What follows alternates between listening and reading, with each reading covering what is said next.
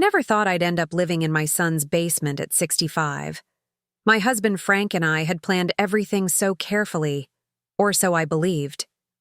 43 years of marriage, 2 children raised, a modest home in Milwaukee where we'd built our lives, brick by brick. Then Frank's heart attack changed everything.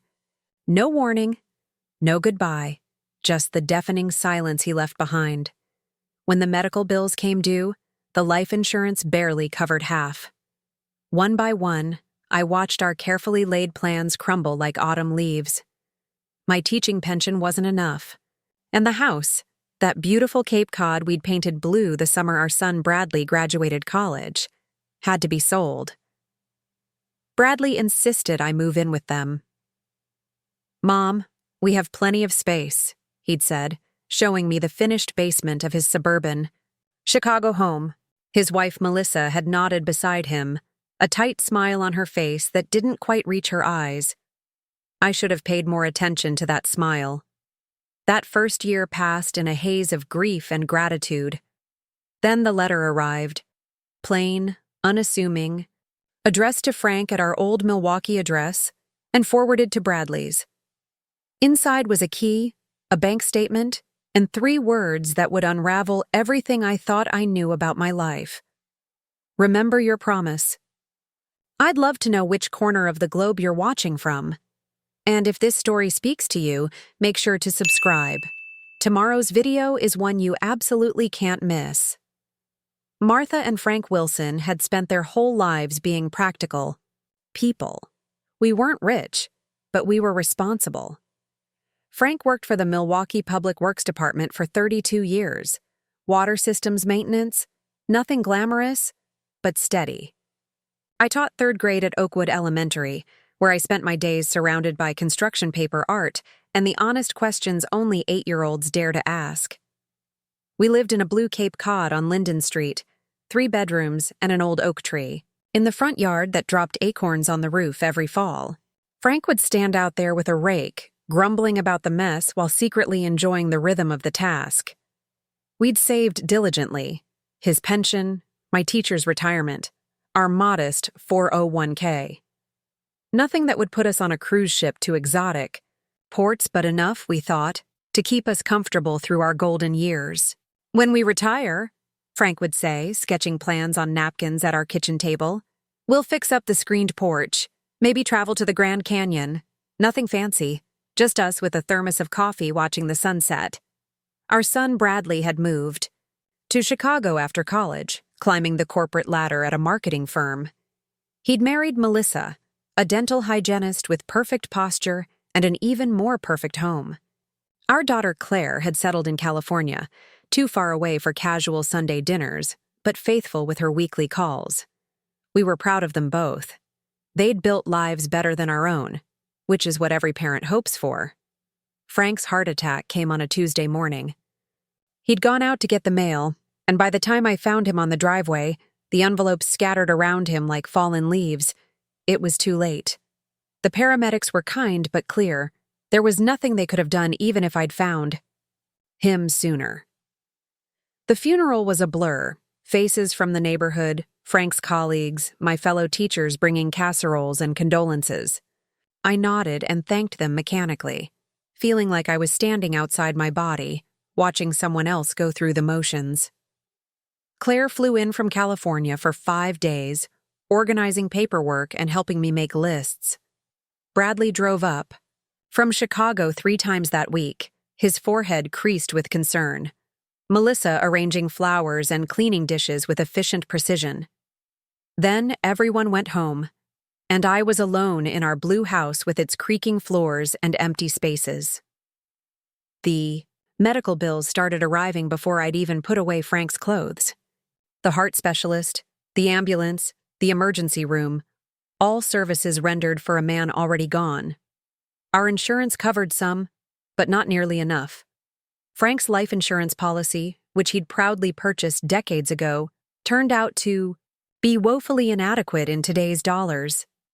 "It's called living benefit depletion," the insurance agent explained, not unkindly. The policy was set up when dollar values were different. I sat at our kitchen table, surrounded by bills with red past due stamps, and realized that our careful planning hadn't been careful enough. My teacher's pension wouldn't cover the mortgage and these medical expenses. The 401k was decent, but would deplete quickly at this rate. The math was unforgiving, no matter how many times I recalculated. "Mom, you can't stay there," Bradley said during one of his visits, watching me struggle through another stack of bills. "The property taxes alone will eat up your savings." "I'm not selling the house," I insisted. "This is our home. Frank and—" I couldn't finish the sentence. Bradley's expression softened, but his voice remained firm. "Dad would want you to be financially secure, not house rich and cash poor." I knew he was right, but admitting it felt like losing Frank all over again. Over the next month, I met with a financial advisor who confirmed what I already knew. Keeping. The house wasn't sustainable. "Your best option is to sell while the market is strong," she advised. "Invest the equity, find a smaller place, maybe a retirement community." The thought of a retirement community made my stomach turn. I wasn't ready to be surrounded by wheelchairs and scheduled activities, to become someone who needed looking after. That's when Bradley made his offer. "Move in with us," he said over the phone. "We have plenty of space. The basement is finished. It has its own bathroom, a small kitchenette. You'll have privacy, but you won't be alone." "I can't impose on you and Melissa," I protested weakly, even as relief flooded through me. "You raised me, Mom. Let me help now." 2 weeks later, I stood in my empty living room. The furniture had been sold or stored, the walls bare where family. Photos had hung. The blue Cape Cod on Linden Street wasn't mine anymore. I'd signed the papers that morning, handing the keys to a young couple with a toddler and a baby on the way. They'd been so excited, pointing out where they'd put the crib, asking if the oak tree out front was good for climbing. I smiled and nodded, not trusting myself to speak. Bradley helped me pack my car, clothes, photo albums, Frank's watch and wedding ring, my grandmother's teapot. The essentials of a life condensed to what would fit in a Honda Civic. "It's not forever, Mom," he said, closing the trunk. "Just until you figure out your next chapter." The drive to Chicago was 3 hours of staring at the highway, radio off, trying not to think too much about what I was leaving behind or what lay ahead. Bradley. And Melissa's house was in Northbrook, a suburb north of Chicago. It was bigger than our Cape Cod, a 2-story colonial with a manicured lawn and hydrangeas blooming along the front walk.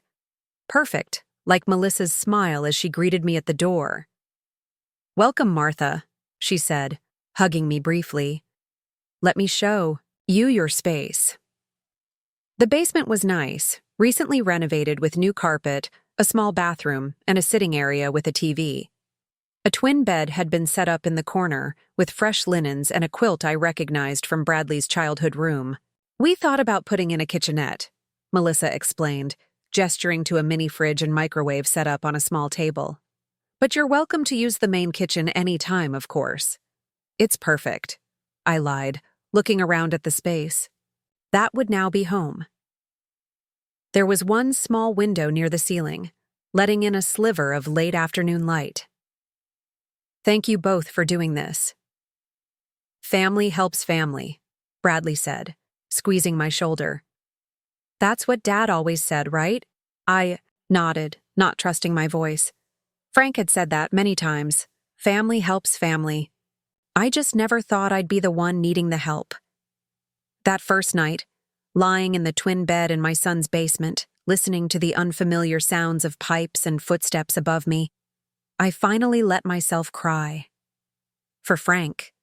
For our blue house. For the retirement we'd planned that would never come to pass. I cried until my throat hurt, and my eyes swelled, muffling the sound with a pillow so Bradley and Melissa wouldn't hear. The next morning, I put on my brave face and began adjusting to my new reality. Bradley left for work early, but Melissa worked part-time at a dental office nearby, so she was often home. She was polite, always polite, but I couldn't shake the feeling that I was an intrusion in her perfectly organized life. "Feel free to use anything in the kitchen," she'd say, while simultaneously rearranging the mug I'd left on the counter to its proper place. "We usually eat dinner around 6, she'd mention, a gentle reminder that their schedule was now mine, as well. I tried to be the perfect house guest, quiet, tidy, grateful. I kept my belongings confined to the basement, did my own laundry when they were both at work, offered to cook but deferred to Melissa's meal plans. I spent hours at the local library to give them space, volunteered at a nearby elementary school, joined a grief support group that met Wednesday afternoons at the community center, and so the months passed. Summer turned to fall, fall to winter. I sent Christmas cards with my new address, called Claire weekly, adapted to the rhythms of Bradley and Melissa's home. I was surviving, not living, but told myself this was temporary, just until I figured out my next chapter, as Bradley had said. I never expected that chapter would begin with a letter addressed to a dead man. It was a Wednesday morning in April when the letter arrived. I'd been living in Bradley and Melissa's basement for just over a year by then, and we'd settled into an uneasy routine. I woke each morning around 6, earlier than my son and his wife, careful to move quietly through their kitchen as I made my tea. The morning light barely reached the basement windows, but I'd learned to appreciate those thin slivers of sunshine. Some days, I'd take my mug outside to their back patio, wrapped in one of Frank's old cardigans that still smelled faintly of him, and watch the neighborhood come alive. Bradley would leave for work by 7:30, always stopping at the patio door to check on me. "You okay, Mom?" he'd ask, briefcase in hand, already mentally at his office downtown. "I'm fine, honey," I'd reply with my practiced smile. "Have a good day." Melissa's schedule at the dental office varied. 3 days a week, she'd leave shortly after Bradley. On those days, the house was mine until mid-afternoon, and I could breathe easier. I'd venture upstairs, use the main living area, maybe watch something on their big television instead of the small one in the basement. But I was always careful to leave everything exactly as I'd found it, erasing any evidence of my presence before Melissa returned. A lot of love and effort went into bringing this story to life. If you're enjoying it, we'd be so grateful if you'd subscribe to our channel. Now, back to where we left off. The days Melissa worked from home were the hardest. She ran a small, side business selling handcrafted jewelry online, photographing her creations at the dining room table under a special light setup. On those days, I'd make myself scarce, heading to the library or the park regardless of weather. "Don't feel like you need to leave," she'd say, not looking up from arranging a necklace just so. "You're not bothering me." But the tight set of her shoulders told me otherwise.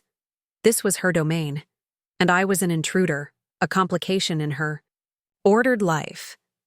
Bradley noticed nothing, or pretended not to.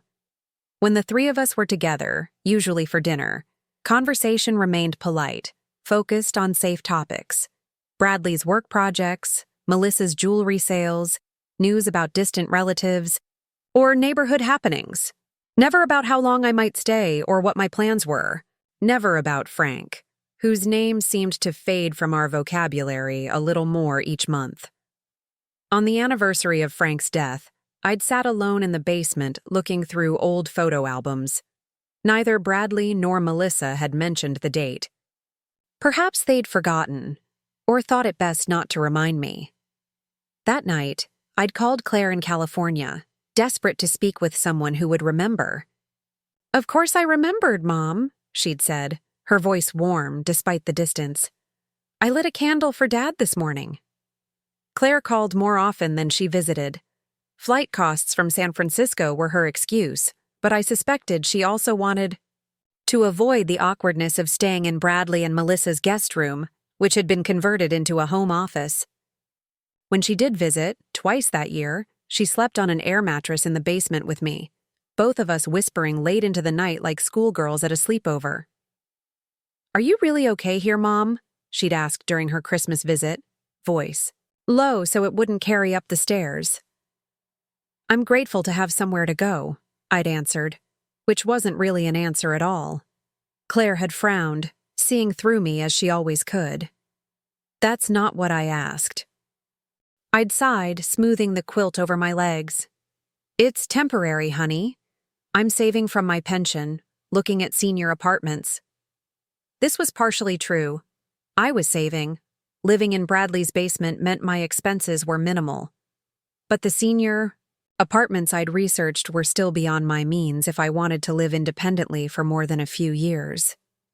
My teacher's pension stretched only so far, and the proceeds from selling our house had mostly gone to medical bills and catching up on debts Frank and I had accumulated in his final years.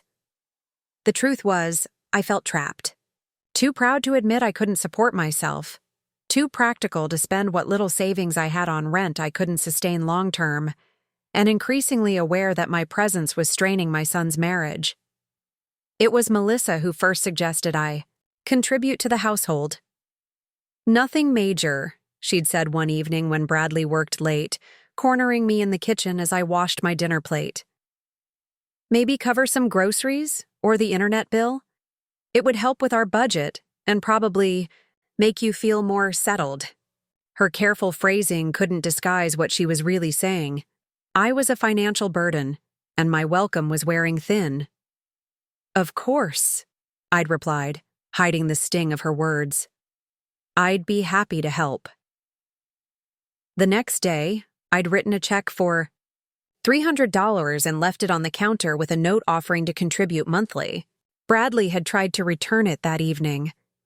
Mom, this isn't necessary, he'd said, pushing the check toward me across the kitchen island. We invited you to stay with us. I want to contribute, I'd insisted. I'm not a charity case. Melissa, arranging flowers at the sink, had spoken without turning around. I think it's a wonderful gesture, Bradley. Your mother wants to maintain her dignity. The check was cashed the next day. After that, the dynamic shifted subtly.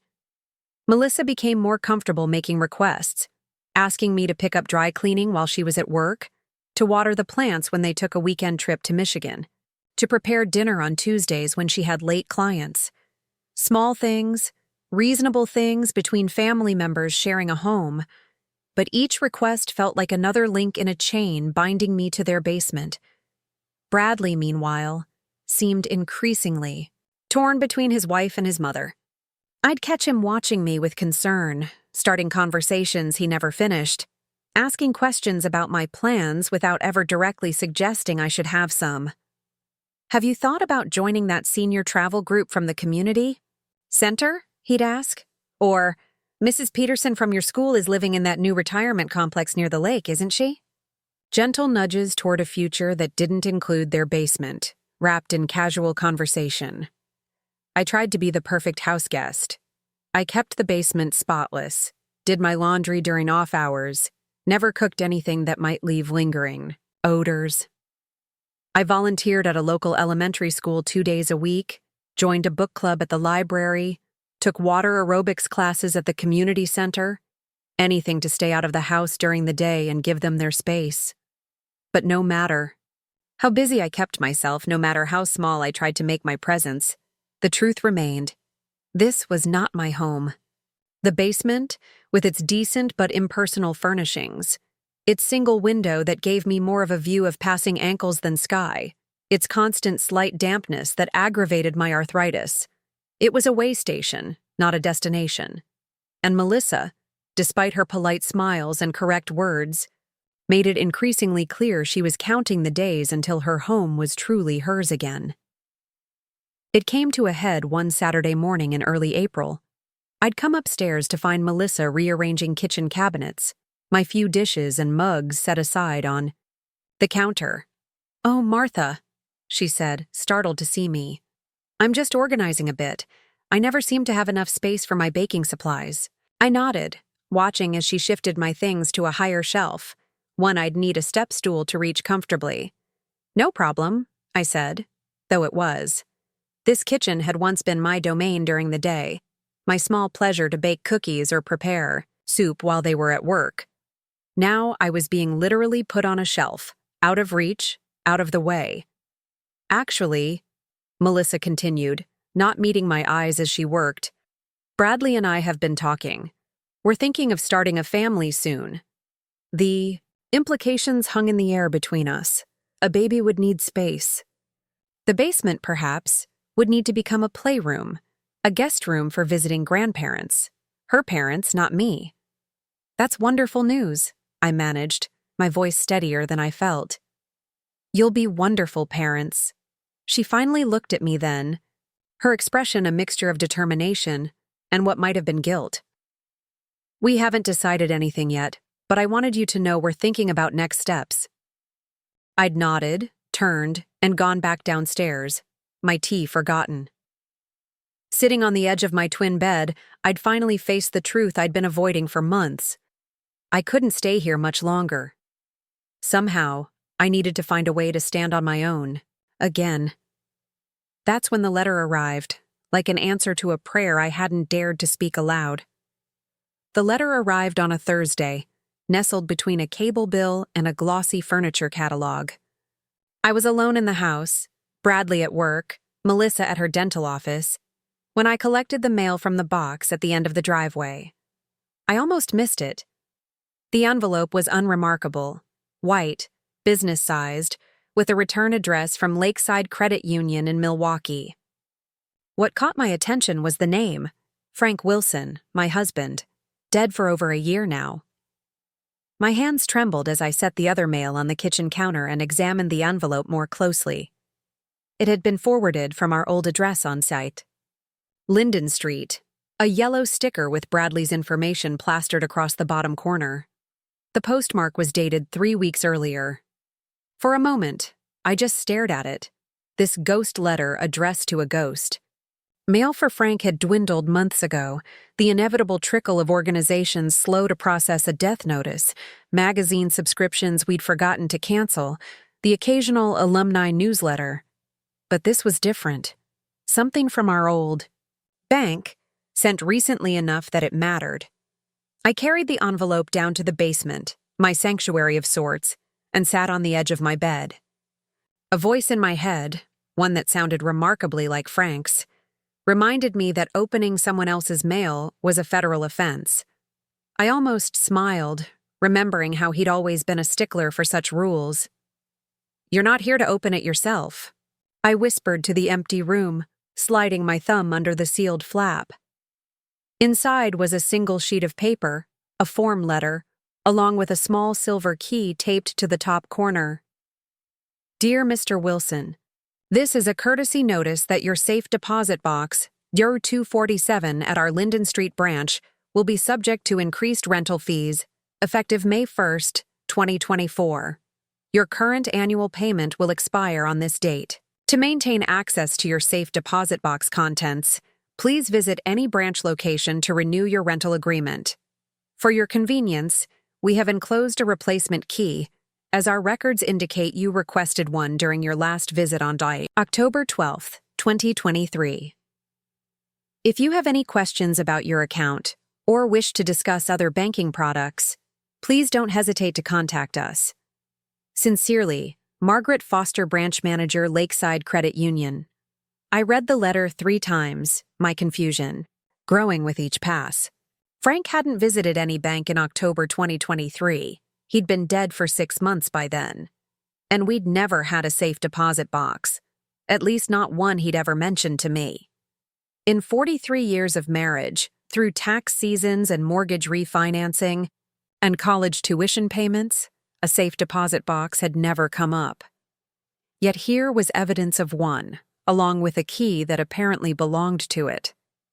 Below the letter was a bank statement, showing the annual fee of $75 had been automatically withdrawn from an account I didn't recognize. The statement showed a balance of just over $5,000, not a fortune, but more than enough to startle me. Frank and I had joint accounts for everything. At least, I thought we did. I turned the key over in my palm. It was small, unremarkable except for the number 247 etched into its surface.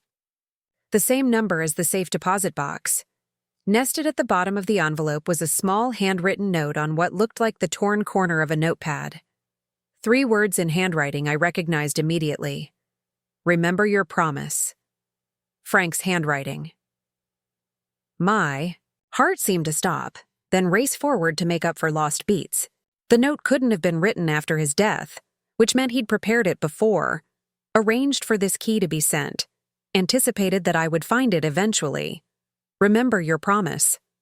What promise?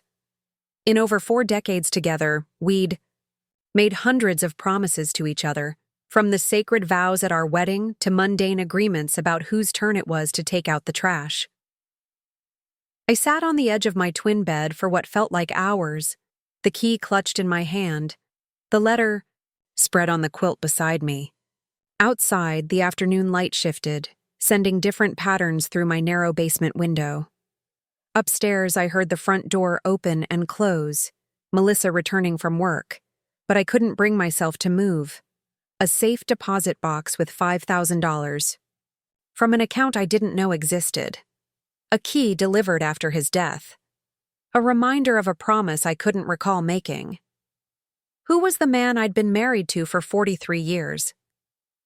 The next morning, I waited until Bradley and Melissa had left for work before I called the Lakeside Credit Union in Milwaukee.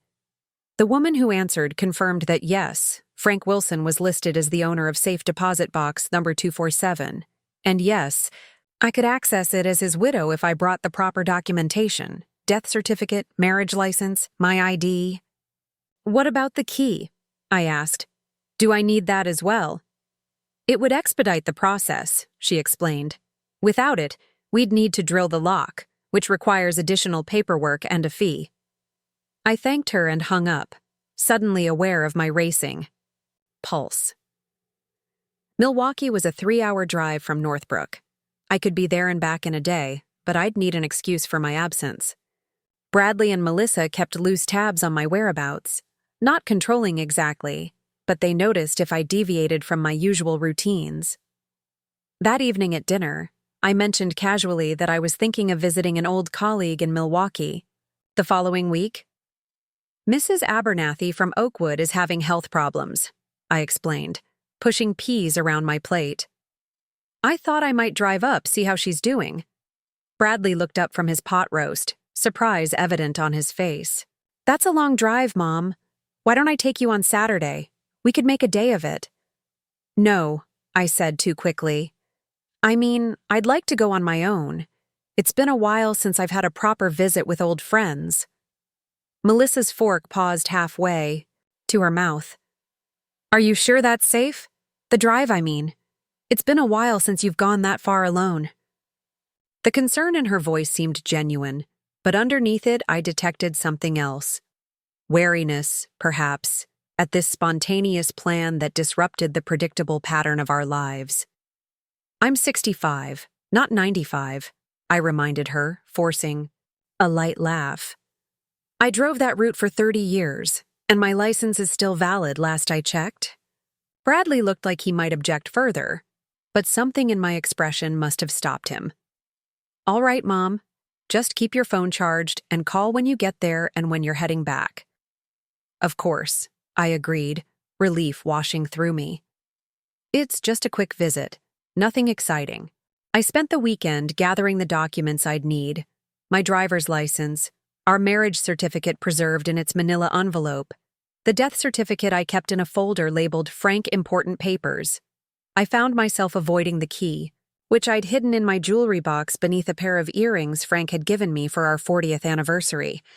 Each time my fingers brushed against it, a mix of anticipation and dread surged through me. What secrets had Frank kept locked away? All these years? Tuesday morning dawned clear and mild. I left earlier than necessary, eager to escape the basement and the weight of questions I couldn't yet answer. Bradley had already left for work, but Melissa was in the kitchen arranging flowers when I came upstairs with my purse and a small overnight bag. Overnight bag? She questioned, eyebrows rising. I thought this was a day trip. Just in case it gets late, I explained, not meeting her eyes. Mrs. Abernathy might want me to stay for dinner, and I'd rather not drive back in the dark if I'm tired. She studied me for a moment, then nodded. Smart. Let me know if your plans change. The drive to Milwaukee was both familiar and strange. I'd made this journey countless times over the years, visiting family, taking weekend trips, commuting to teaching conferences. But never alone, never with such purpose, never with such uncertainty awaiting me at the end. The city welcomed me, with its familiar skyline, the gleam of Lake Michigan visible between buildings as I navigated downtown streets. Our old neighborhood looked much the same, though the blue Cape Cod now sported a red door instead of the white one Frank had insisted on repainting each spring. I drove past slowly, allowing myself a moment of nostalgia before continuing to the Lakeside Credit Union on the corner of Grand Avenue and 5th Street. It was a modest brick building with large windows and a blue awning, unchanged since the last time I'd been there to close our accounts after Frank's death, or what I'd thought were all our accounts. Inside, the air conditioning was cranked too, high, raising goosebumps on my arms as I waited in line for the next available teller. When I reached the counter, a young woman with a neat ponytail and a name tag that read Jessica greeted me with a practiced smile. "I need to access a safe deposit box," I explained, keeping my voice steady. "It belonged to my husband, who passed away last year." Her smile dimmed appropriately. "I'm sorry for your loss. Do you have the necessary documentation?" I showed her everything: death certificate, marriage license, my ID, the key. She examined each item carefully, then asked me to wait while she consulted with the branch manager. 10 minutes later, I was following Jessica down a narrow hallway to a room at the back of the bank. The walls were lined with metal boxes of various sizes, each with a numbered keyhole. She located supper 247, inserted her master key, then gestured for me to use mine. "I'll give you privacy," she said, backing toward the door. "Take all the time you need. There's a button on the wall if you require assistance." The lock turned smoothly, the door swinging open to reveal a metal box about the size of a shoebox. My hands trembled as I lifted it from its compartment and carried it to a small table in the center of the room. For a moment, I just stared at it, this vessel containing whatever Frank had deemed important enough to keep secret from me. Part of me wanted to close it up, return it to its slot, drive back to Bradley's and pretend I'd never received the letter. I could continue living in blissful ignorance, preserving the memory of the man I thought I knew. But the key felt heavy in my palm, and Frank's note, "Remember your promise," echoed in my mind. With a deep breath, I opened the box. The metal box contained 3 items: a thick manila envelope, a small velvet jewelry pouch, and a handwritten letter sealed in a blue envelope with "My name, Martha," written on the front in Frank's distinctive handwriting. My fingers hovered over the contents, uncertain where to begin. The letter seemed the most personal, the most direct communication from beyond the grave, but something held me back from opening it immediately. Instead, I reached for the manila envelope. Inside were legal documents, property deeds to be precise. Not for our home on Linden Street, which we'd paid off just 5 years before Frank's death, but for a place I'd never seen or heard of, 1420 Pinecrest Road, Harbor Springs, Michigan. The deed listed Frank Wilson as the sole owner of a lakefront cottage purchased in 2004, almost 20 years ago. There was a property tax statement showing all taxes paid through the current year, and a homeowner's insurance policy with premiums automatically drafted from the same unknown account that maintained the safe deposit box. My mind reeled. 20 years. For 20 years, Frank had owned property I knew nothing about, in a town we'd never visited together. The cottage had been purchased when our children were already grown, when we were supposedly saving for the retirement we'd planned together. I set the deeds aside with trembling hands and reached for the velvet pouch. It was heavier than I expected, and when I loosened the drawstring, a man's gold pocket watch slid into my palm.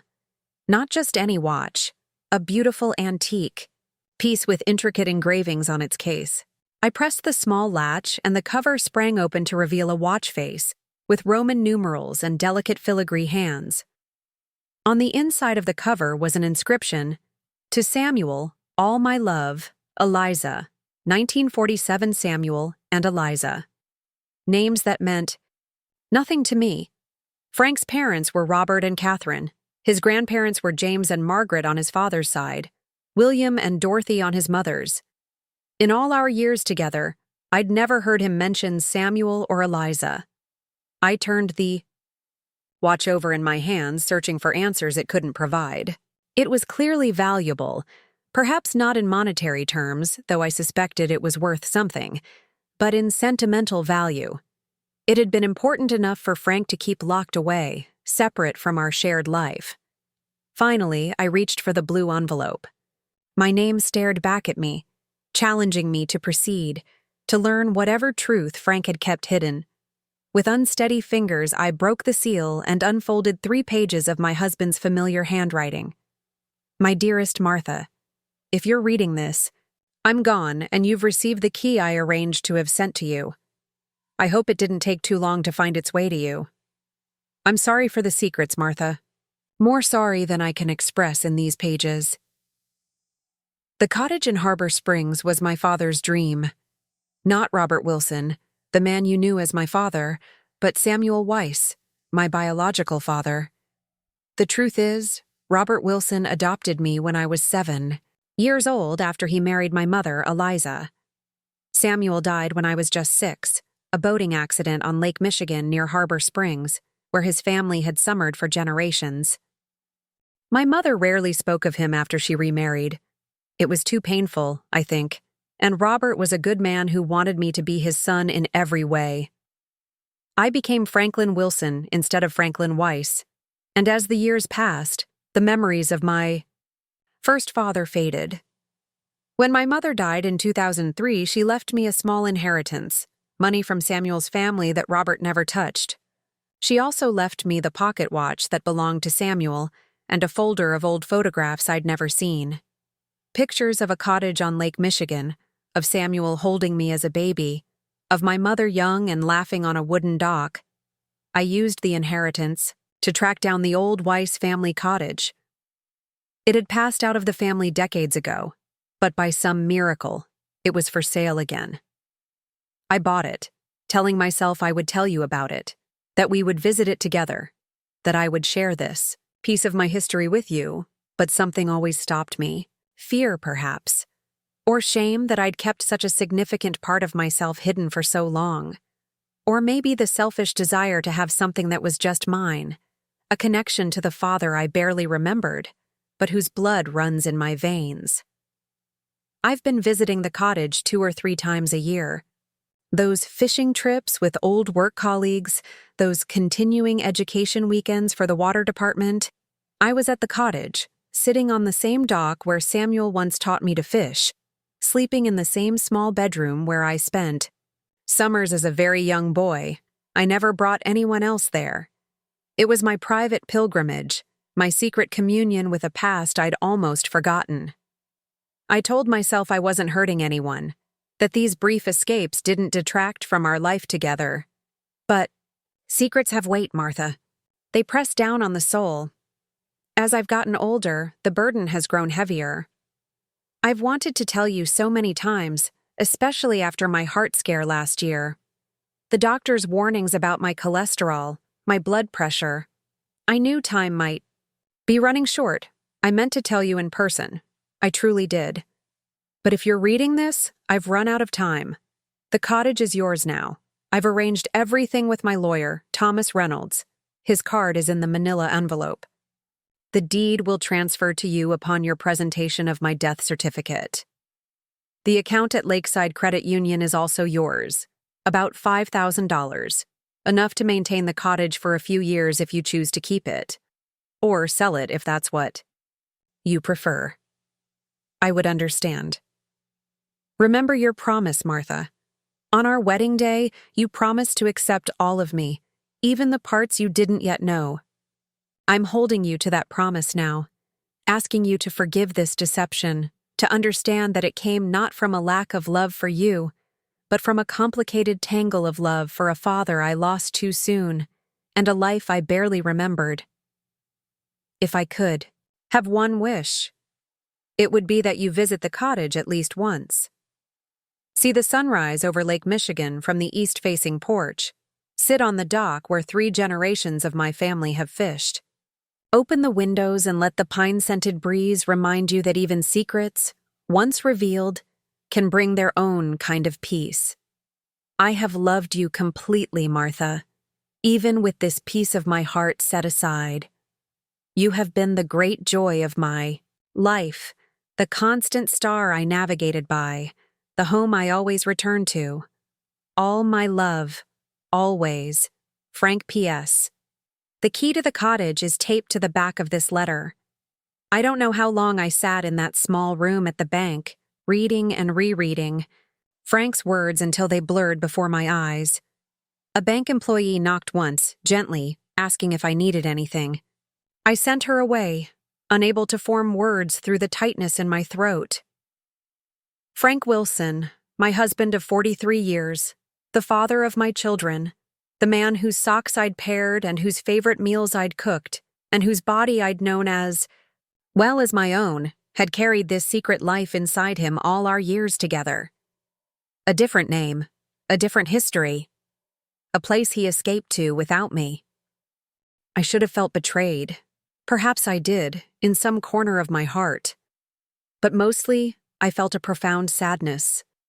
Not for myself, but for Frank. For the little boy who lost his father too young. For the man who felt he couldn't share this essential piece of himself with the woman who loved him. And beneath the sadness, a flicker of something else. Curiosity. A pull toward this unknown place that had meant so much to my husband. Harbor Springs, Michigan. A lakefront cottage. A dock where a man named Samuel Weiss had once taught his son to fish before disappearing from his life forever.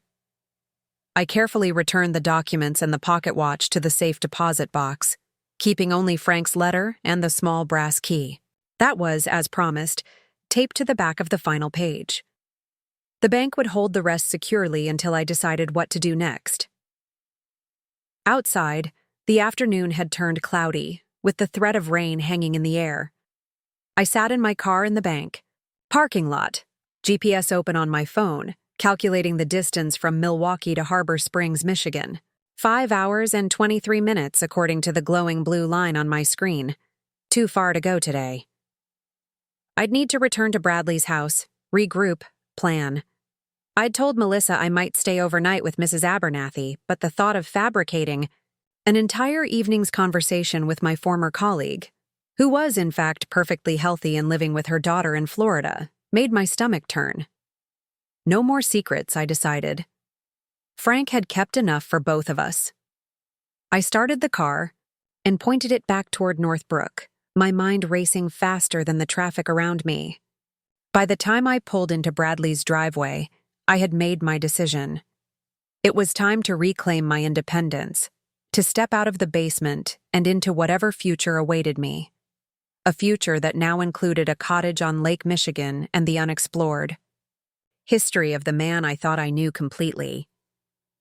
Bradley's car was already in the garage when I arrived, earlier than usual for a Tuesday. As I climbed the steps from the garage to the kitchen, I could hear voices, Bradley and Melissa, talking in the low, intense tones of an argument quickly silenced when a door opens. "Mom," Bradley said, his expression a mixture of relief and something else, concern, perhaps, or suspicion. "You're back earlier than we expected." Melissa stood at the kitchen island, arms crossed, her posture rigid. "How was Mrs. Abernathy?" she asked, her tone carefully neutral. The lie I'd planned died on my lips. "I didn't see Mrs. Abernathy," I said, setting my purse on the counter. "I went to Milwaukee to access your father's safe deposit box." The kitchen fell silent. Bradley and Melissa exchanged glances, a wordless communication that excluded me completely. "Safe deposit box?" Bradley finally asked, his voice carefully measured. "What safe deposit box?" I pulled out one of the bar stools and sat down, suddenly aware of how exhausted I was after the drive and the emotional turmoil of the day. Your father had a safe deposit box at Lakeside Credit Union. I received a letter about it last week, a notice about the annual fee and a replacement key. I don't understand, Bradley said, moving to sit across from me. Dad never mentioned a safe deposit box. What was in it? I met my son's eyes, so like his father's. Or rather, like the father he had believed Frank to be. How much should I tell? Him? Frank's secret wasn't just mine to share now, it affected Bradley too, reshaping his understanding of his own heritage. Documents, I said, keeping my voice steady. Property deeds, a pocket watch, and a letter your father wrote to me before he died. Melissa uncrossed her arms and leaned against the counter. Property deeds? You mean for the house on Linden Street? Shook my head. No, for a cottage in Harbor Springs, Michigan. A place your father owned for almost 20 years without telling any of us. Bradley's face flushed. That's not possible. Dad wouldn't... He stopped, uncertainty flickering across his features. Why would he keep something like that secret? It's complicated, I said, not ready to share everything. Not here in Melissa's immaculate kitchen with tension hanging in the air like a storm cloud. The important thing is that the cottage now belongs to me. The deed transfers automatically, with Frank's death certificate. So you own a cottage? Melissa asked, her voice rising slightly. Just like that? After all these months of living in our basement because you couldn't afford your own place? The accusation stung, even though I understood it. From her perspective, it must have seemed like I'd been hiding assets while accepting their charity. I didn't know about it until today, I explained, and I don't know much about the property, its condition, its value. I need to go see it. Bradley ran a hand through his hair, a gesture so reminiscent of Frank that my heart clenched. When? As soon as possible. Tomorrow, maybe. Tomorrow? Melissa echoed, eyebrows shooting up. Just like that?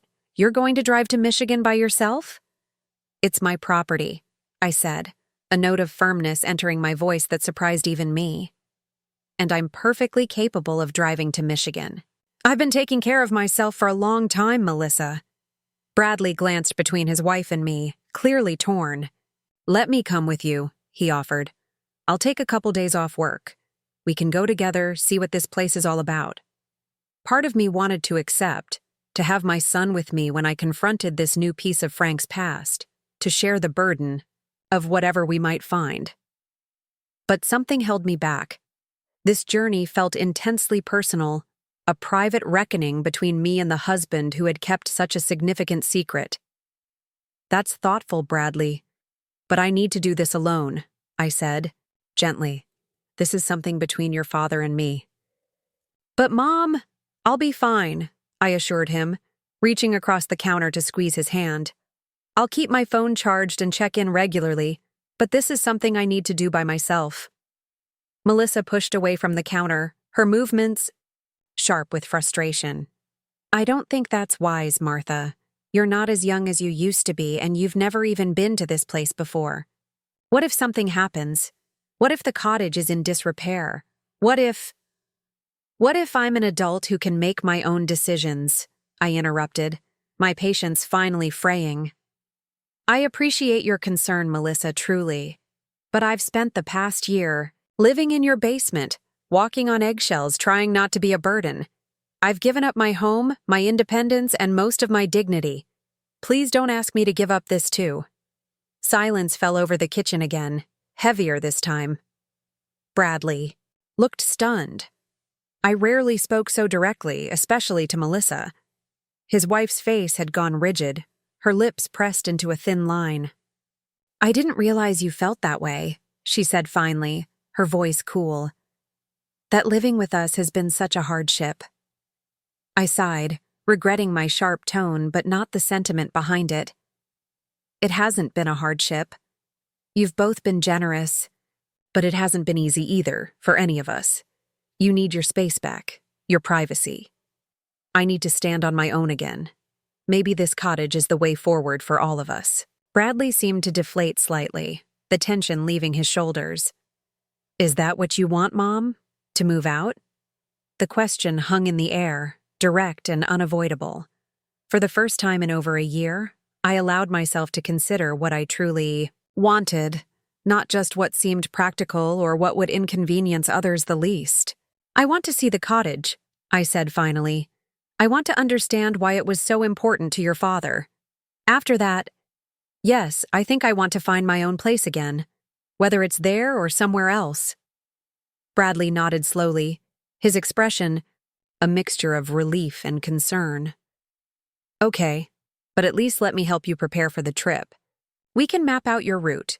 Make sure you have emergency contacts along the way. And let us know where you're staying, Melissa added, her tone softening slightly. Just so we don't worry. I agreed to their conditions, grateful for the tentative truce. We spent the next hour looking up Harbor Springs on Bradley's laptop, researching the area, finding the exact location of 1420 Pinecrest Road on satellite images, a small structure barely visible through pine trees, but clearly situated on the shoreline of Lake Michigan. It looks isolated, Melissa commented, peering at the screen. Are you sure there will be cell service out there? If not, I'll find a landline, I assured her. Or carrier pigeons, or smoke signals. The weak joke broke some of the tension, and Bradley actually smiled. Just be careful, he said, and call us when you get there. I want to know what this mystery cottage of Dad's looks like. I agreed, and as the evening progressed, we settled into an uneasy normalcy. Bradley ordered pizza for dinner.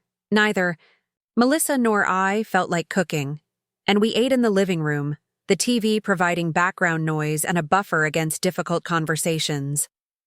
When I retreated to the basement that night, I felt a strange mixture of emotions. Anticipation about seeing the cottage, lingering shock over Frank's revelations, anxiety about the journey ahead, and beneath it all, a quiet certainty that I was about to turn a page in my life, stepping into a chapter I never could have anticipated.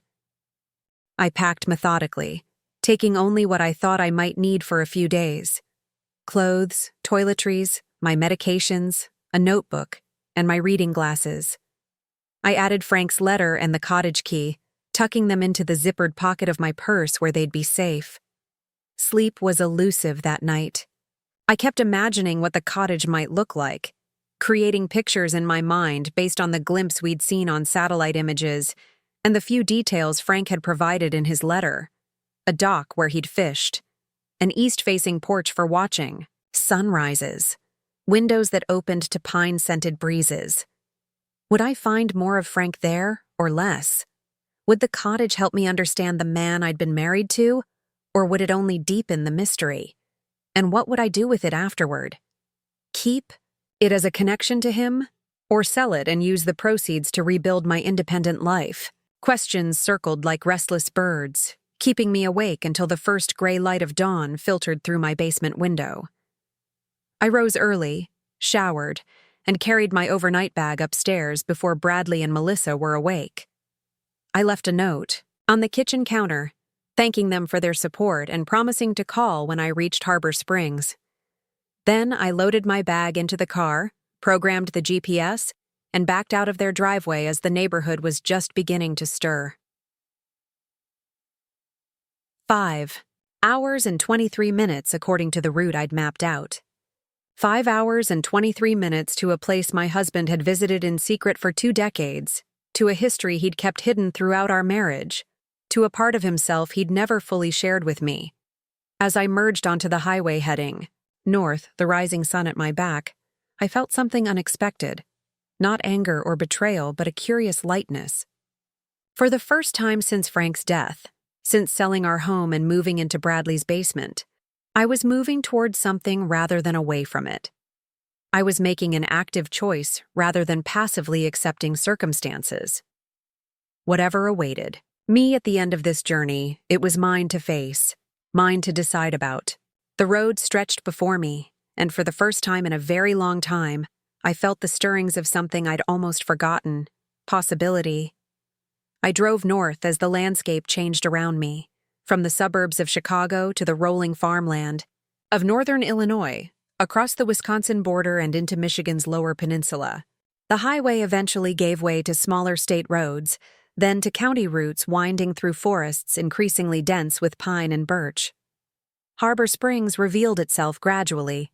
First a sign welcoming visitors to the historic waterfront, community. Then glimpses of Lake Michigan between buildings as I followed my GPS through the small downtown. Quaint shops and restaurants lined the main street, most closed for the season. It was early May, still too cool for the summer tourists who would no doubt flood the area in another month or two. I continued past the town center, following Pinecrest Road as it curved away from the lake, then back toward it. The houses grew, further apart, the forest thicker, until I almost missed the small wooden sign marking 1420, half hidden by pine branches. I turned onto a narrow gravel driveway, tires crunching over stone and fallen needles. The drive curved through trees for about 100 yards before opening to a small clearing, and there it was, Frank's secret. My inheritance. A weathered cedar cottage with green trim, a wide porch facing the water, and a wooden dock extending into the blue expanse of Lake Michigan. I sat in my car for several moments, taking in the cottage that had been Frank's secret retreat for 20 years. It wasn't grand or luxurious, just a simple single-story structure with weathered cedar siding and a slightly sagging porch. 2 Adirondack chairs faced the water, their green paint faded by sun and winters. A stone chimney rose from one end of the roof, and wildflowers grew in scattered patches around the clearing. It looked like it belonged here, nestled among the pines with Lake Michigan stretching beyond it. Not an intrusion on the landscape, but a natural extension of it. With a deep breath, I gathered my purse and stepped out of the car. The air smelled of pine and water, with an underlying earthiness from the forest floor. A breeze rustled the treetops, and somewhere nearby, birds called to one another in melodic bursts. The only other sounds the gentle lapping of waves against the shore. The brass key felt weighty in my hand as I approached the front door. It slid into the lock easily, as if it had been recently used and maintained. The door swung open with a slight creak, revealing the cottage interior. I stepped inside, not sure what to expect. A musty, abandoned space? A sterile, barely used retreat? Instead, I found myself in a cozy living room that looked genuinely lived in. A stone fireplace dominated one wall, with a stack of split logs, neatly arranged beside it. 2 comfortable-looking armchairs and a small sofa faced the fireplace, with a hand-woven rug covering most of the wooden floor. Bookshelves lined another wall, filled with what appeared to be a mix of novels, nature, guides, and photo albums. But what caught my attention immediately were the photographs. Framed pictures covered nearly every surface. The mantelpiece, a small writing desk by the window, the end tables flanking the sofa. I moved closer to examine them, my heart racing. These weren't recent photos. They were old, black and white or faded color images from decades ago. A handsome young man in a 1940s swimming costume laughing on a dock. The same man holding a dark-haired toddler. A beautiful woman in a sundress, her hair styled in the fashion of the immediate post-war years, holding the same child on her hip. Samuel and Eliza Weiss, and their son Franklin. I moved from photo to photo, witnessing a history I'd never known existed. Frank as a very young boy, fishing off the dock I could see through the window. Frank builds a sandcastle, his mother watching from a beach blanket. Samuel teaches Frank to paddle a canoe, both of them grinning at the camera. A family history that had ended abruptly, replaced by the one I knew, Frank with his adoptive father, Robert Wilson. But here, in this cottage, Samuel Weiss had remained alive in a way, preserved in these images that Frank had collected and displayed. Beyond the living room was a small, functional kitchen with a round oak table and 4 chairs. A hallway led to two bedrooms, a master with a queen-sized bed covered in a patchwork quilt, and a smaller room that must have been Frank's childhood bedroom, still furnished with a twin bed and a pine dresser. Everything was clean, well-maintained. No dust covered the surfaces, no musty smell permeated the rooms. Someone had been caring for this place regularly. Back in the living room, I noticed a business card propped against a lamp on the desk. Pine Harbor Property Management, seasonal. Home care and maintenance. That explained it. Frank had hired someone to look after the cottage, to keep it ready for his visits. I sank into one of the armchairs, overwhelmed by the reality of this place. This wasn't just a property Frank had purchased on a whim or as an investment. This was a meticulously preserved shrine to his first father, to his original identity, to the childhood that had been interrupted by tragedy. My gaze fell on the photo, albums lining the bookshelf. Rising from the chair, I selected one bound in blue fabric and carried it back to my seat. The first page held a formal portrait, Samuel and Eliza's wedding photo from 1946, according to the handwritten caption beneath. He is in a dark suit, she in a modest white dress with a short veil, both looking impossibly young and hopeful. Page after page documented their early marriage, the birth of their son in 1948, summers at this very cottage. The photos stopped abruptly in 1954, the year Samuel died. The final image showed him standing on the dock with 6-year-old Frank, both holding fishing rods, the sunset turning Lake Michigan to gold behind them. I closed the album, my eyes stinging with tears, not for myself, but for the little boy who had lost his father, and for the man who had felt compelled to keep this essential part of himself separate from the life we shared. The remaining daylight was fading. I should call Bradley, let him know I'd arrived safely. But first, I needed to see the dock, the place where Samuel had taught his son to fish, where Frank had returned year after year to commune with memories of his first father. I stepped out, onto the porch, and followed a flagstone path to the wooden dock that extended about 20 feet into the water. It looked recently repaired, the boards solid beneath my feet as I walked to the end and stood gazing out over Lake Michigan.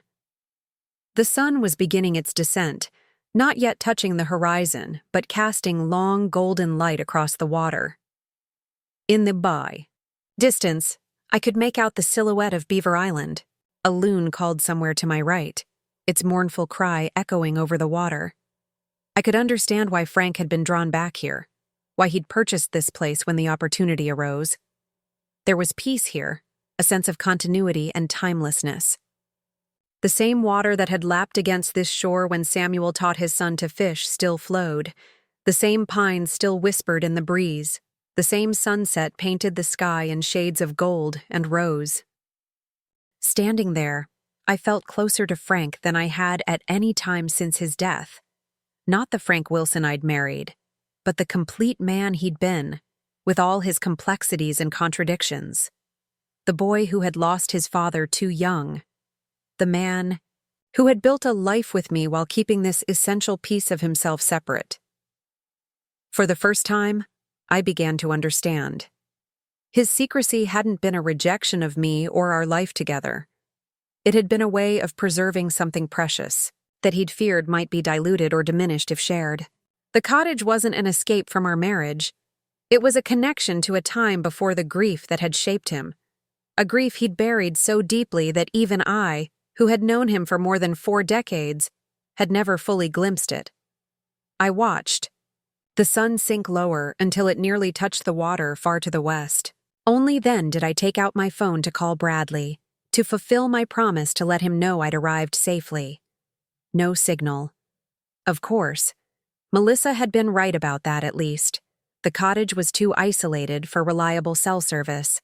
I'd have to drive back toward town to make the call. But not yet. The sunset was too beautiful to miss, and I felt a strange reluctance to introduce the outside world into this sanctuary just yet, to break the spell of discovery and understanding that had enveloped me since I'd unlocked the door. Back inside, I explored the cottage more thoroughly. In the kitchen cabinets, I found basic supplies: canned goods, pasta, coffee, tea. The refrigerator was empty but running, ready to be stocked. In the bathroom, medicine cabinet were toiletries, a toothbrush still in its packaging, soap, shampoo. Frank had kept this place ready, not just for his visits, but perhaps anticipating that someday I would be here, following the trail he'd left for me. As darkness fell, I lit the lamps in the living room and built a small fire in the fireplace, grateful for the warmth as the temperature dropped with nightfall. The cottage had a furnace. I'd found the thermostat in the hallway, but the fire seemed more appropriate somehow, more connected to the history of this place. I continued exploring the photo albums, piecing together the story of Samuel and Eliza, Weiss of young Franklin and the summers they'd spent here before tragedy altered their course. There were gaps, of course, questions the photographs couldn't answer. But they provided a foundation, a framework for understanding the man Frank had been before I knew him.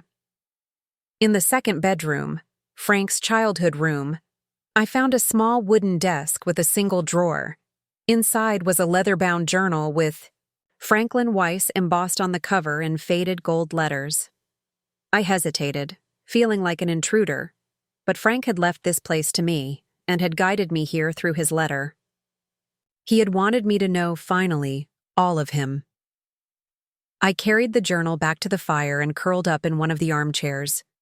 The first entry was dated June 15th, 1953, written in a child's careful printing, complete with backwards letters and spelling errors. Daddy taught me to fish today. I caught 3 fish. Mommy cooked them for dinner. They were yummy. The last entry was dated just 3 months before Frank's death. Another sunset from the dock, perhaps one of my last. The doctor didn't say it directly, but I read between the lines. My heart won't hold out much longer.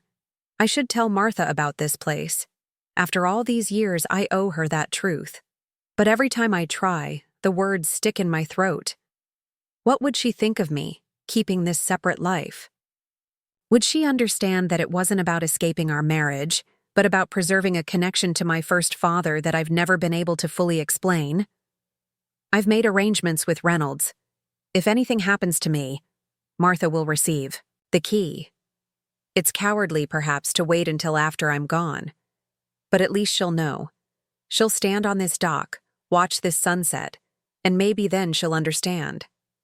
Between those 2 entries stretched decades of occasional visits.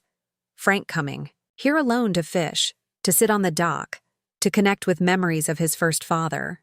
Brief notations about repairs to the cottage, about hiring the property management company, about purchasing neighboring land to ensure the cottage would remain secluded, and woven throughout, reflections on our marriage, on Bradley and Claire, on the life we'd built together, all of it seen through the lens of his complicated relationship with his own past, with the dual fathers who had shaped him.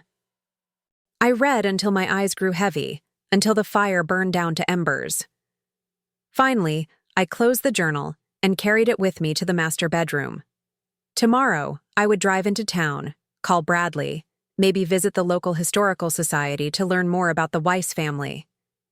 Tomorrow, I would begin deciding what to do with this unexpected inheritance, whether to keep the cottage as a connection to Frank or to sell it and use the proceeds to rebuild my independent life.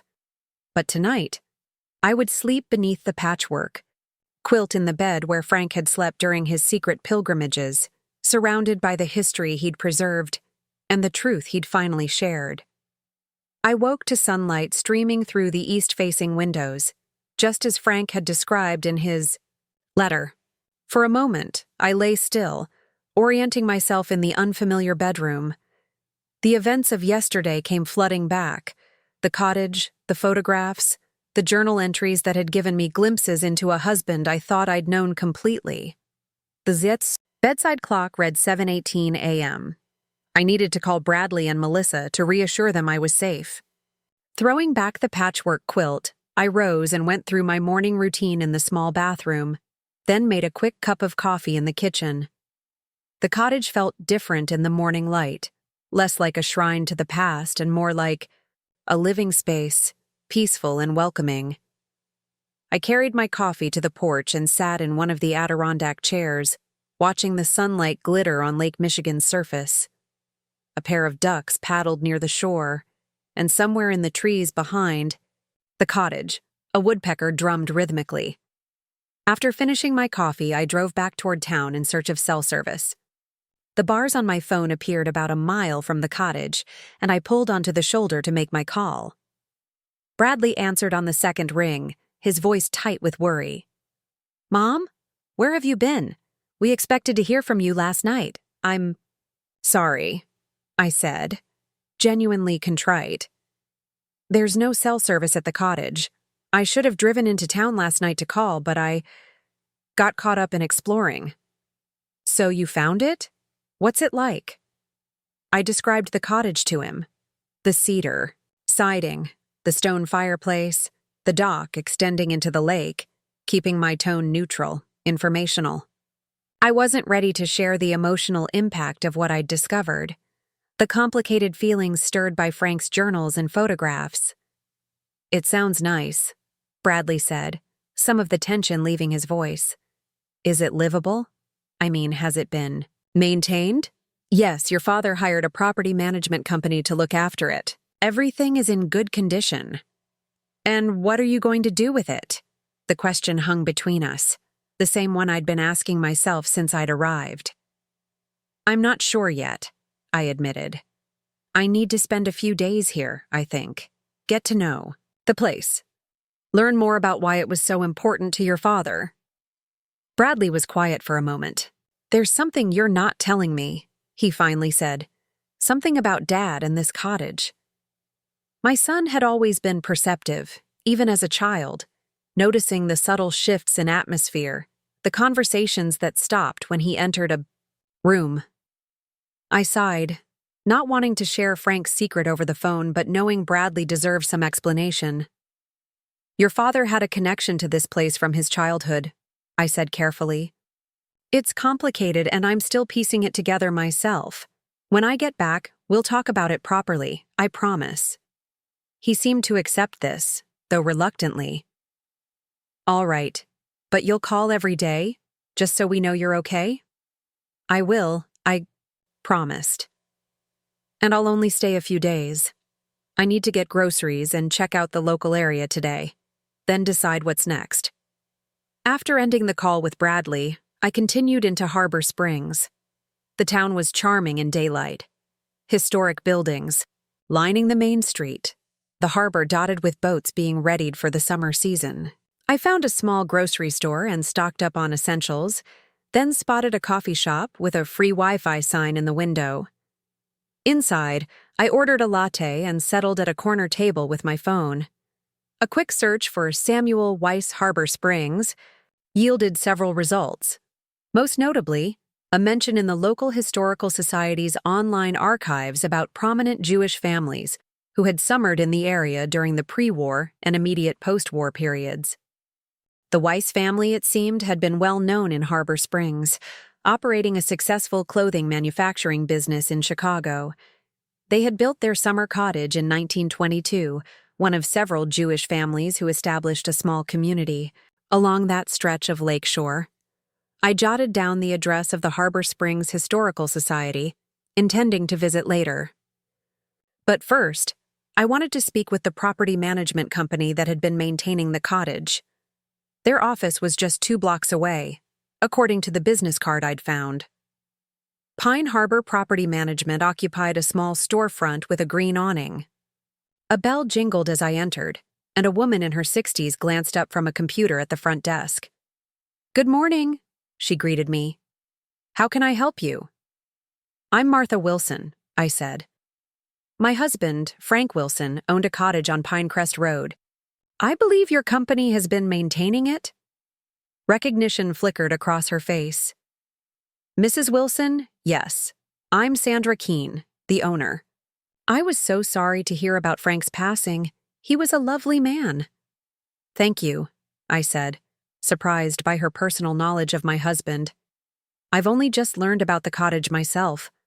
I'm trying to understand, well, everything about it. Sandra motioned to a chair beside her desk. Please sit down. Frank mentioned you might come someday. He told you about me? I asked, sinking into the chair. Oh, yes, she nodded. He spoke of you often during his visits. He'd stop by here to pick up the keys, chat for a while. He always said you were the anchor of his life, the one constant he could count on. A lump formed in my throat. But he never told me about this place.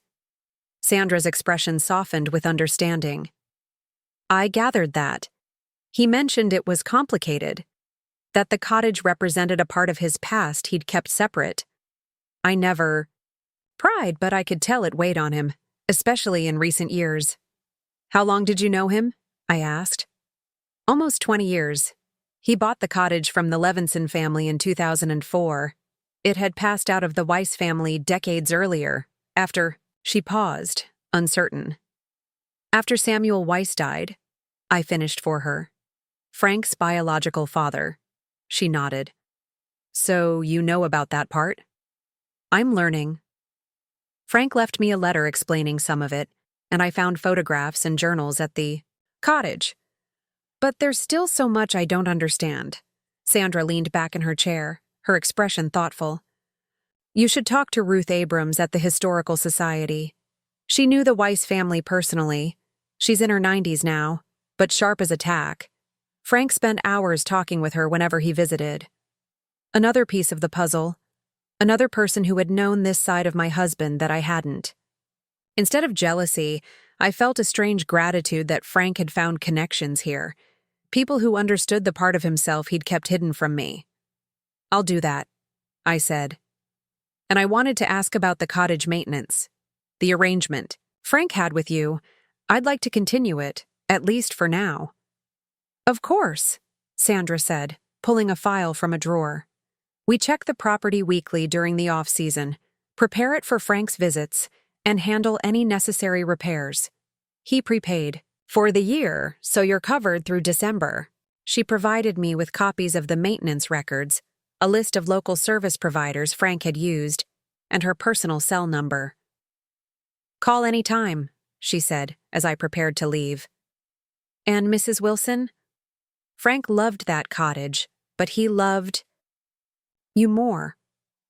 He told me once that his only regret was not finding a way to share this part of his life with you sooner. I thanked her, too moved to say more, and headed back to my car.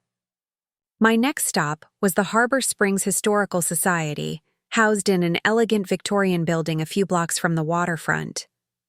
The woman at the reception desk directed me to a research room at the back of the building, where an elderly woman sat cataloging photographs. She looked up as I entered, adjusting her glasses. Can I help you? I'm looking for Ruth Abrams, I said. Sandra Keene at Pine Harbor Property Management suggested I speak with her. The woman's face brightened. I'm Ruth. And you are? Martha Wilson. My husband was Frank Wilson, though I recently learned he was born Franklin Weiss. Ruth's eyes widened, and she set aside her work, gesturing to a chair beside her table. Martha, of course. Frank mentioned you might come someday. Please, sit down.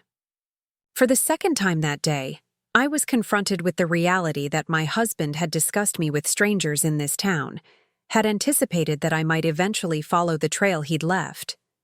You knew my husband? I asked, settling into the chair. I knew little Franklin Weiss first, she said, her voice warm with memory. I was friends with his mother, Eliza. Our families had cottages near each other on the lake. I watched Franklin grow from a baby to a bright little boy, always, following his father around like a shadow. She reached for a large photo album on her shelf, opening it to a page marked with a sticky note. Here, this was taken at the Harbor Springs 4th of July picnic in 1953. The photograph showed a group of families gathered on a beach, American flags fluttering from a pavilion in the background. Ruth pointed to a young couple with a small boy between them, Samuel and Eliza, with 5-year-old Franklin holding their hands. They were so happy that summer, Ruth said softly. No one could have imagined that by the next 4th of July, Samuel would be gone and Eliza would be a widow with a young son to raise alone. What happened? I asked. Frank. In his letter, he just said it was a boating accident. Ruth nodded. Samuel took the sailboat out one August afternoon in 1954. A sudden storm came up. Not unusual on the lake, but this one was violent. They found the capsized boat the next morning, but Samuel's body wasn't recovered for 3 days. I closed my eyes briefly, imagining the devastation of that loss. For Eliza, for young Franklin. Eliza was never the same, Ruth continued. She couldn't bear to return to the cottage after that. She sold it to the Levinson family that winter and moved back to Chicago permanently. A few years later, we heard she had remarried, a man named Wilson. I lost touch with her after that, until Franklin appeared here in 2004, looking for information about the Weiss family cottage. Frank found you? Yes. He came to the Historical Society asking about records of the Weiss family. I recognized him immediately. He looked so much like his father. From then on, whenever he visited Harbor Springs, he'd stop by to chat. I shared my memories of his parents, of the summers they spent here. He was piecing together a history he barely remembered. For the next hour, Ruth shared stories of the Weiss family, of the Jewish summer community that had once thrived along this stretch of lakeshore, of the young couple who had brought their son to Harbor Springs each summer until tragedy struck. As I listened, Franklin Weiss, who became Frank Wilson, my husband, came into clearer focus. Not just the man I'd married, but the boy he'd been before, shaped by loss and reinvention in ways I'd never fully understood. Thank you, I said when Ruth finally paused, her voice growing tired. This means more to me than I can express. He wanted you to know, she said, patting my hand. In these last few years especially, he talked about telling you, bringing you here. I think he was working up his courage. But he ran out of time, I said softly. Ruth nodded. The heart doesn't always follow the mind's timeline, but he found a way to bring you here anyway, didn't he? As I drove back to the cottage that afternoon, Ruth's words echoed in my thoughts. Frank had found a way to share this part of himself with me, even if he couldn't do it in life. The cottage, the photographs, the journal, they were his legacy, his final gift to me. Not just property, but understanding. That evening, I sat on the dock as the sun dipped toward the horizon, casting long golden rays across Lake Michigan. The day's discoveries had left me emotionally drained yet strangely peaceful. With each conversation, each new piece of information, Frank's secret life became less of a betrayal and more of a complicated human story, one of loss, identity, and the parts of ourselves we struggle to reconcile. I'd stopped at a local market on the way back to the cottage, purchasing ingredients for a simple dinner. Now, with a glass of wine beside me and a light sweater protecting against the evening chill, I watched the same sunset Frank had watched, dozens of times from this very spot. Had he thought of me during those solitary evenings? Sandra and Ruth both said he'd spoken of me often, that he'd regretted not finding a way to share this place with me.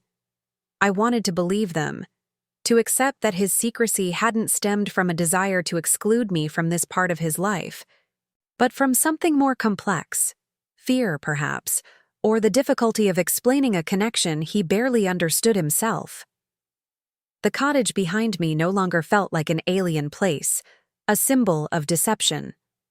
It was becoming something else, a gift, an inheritance more valuable than just property.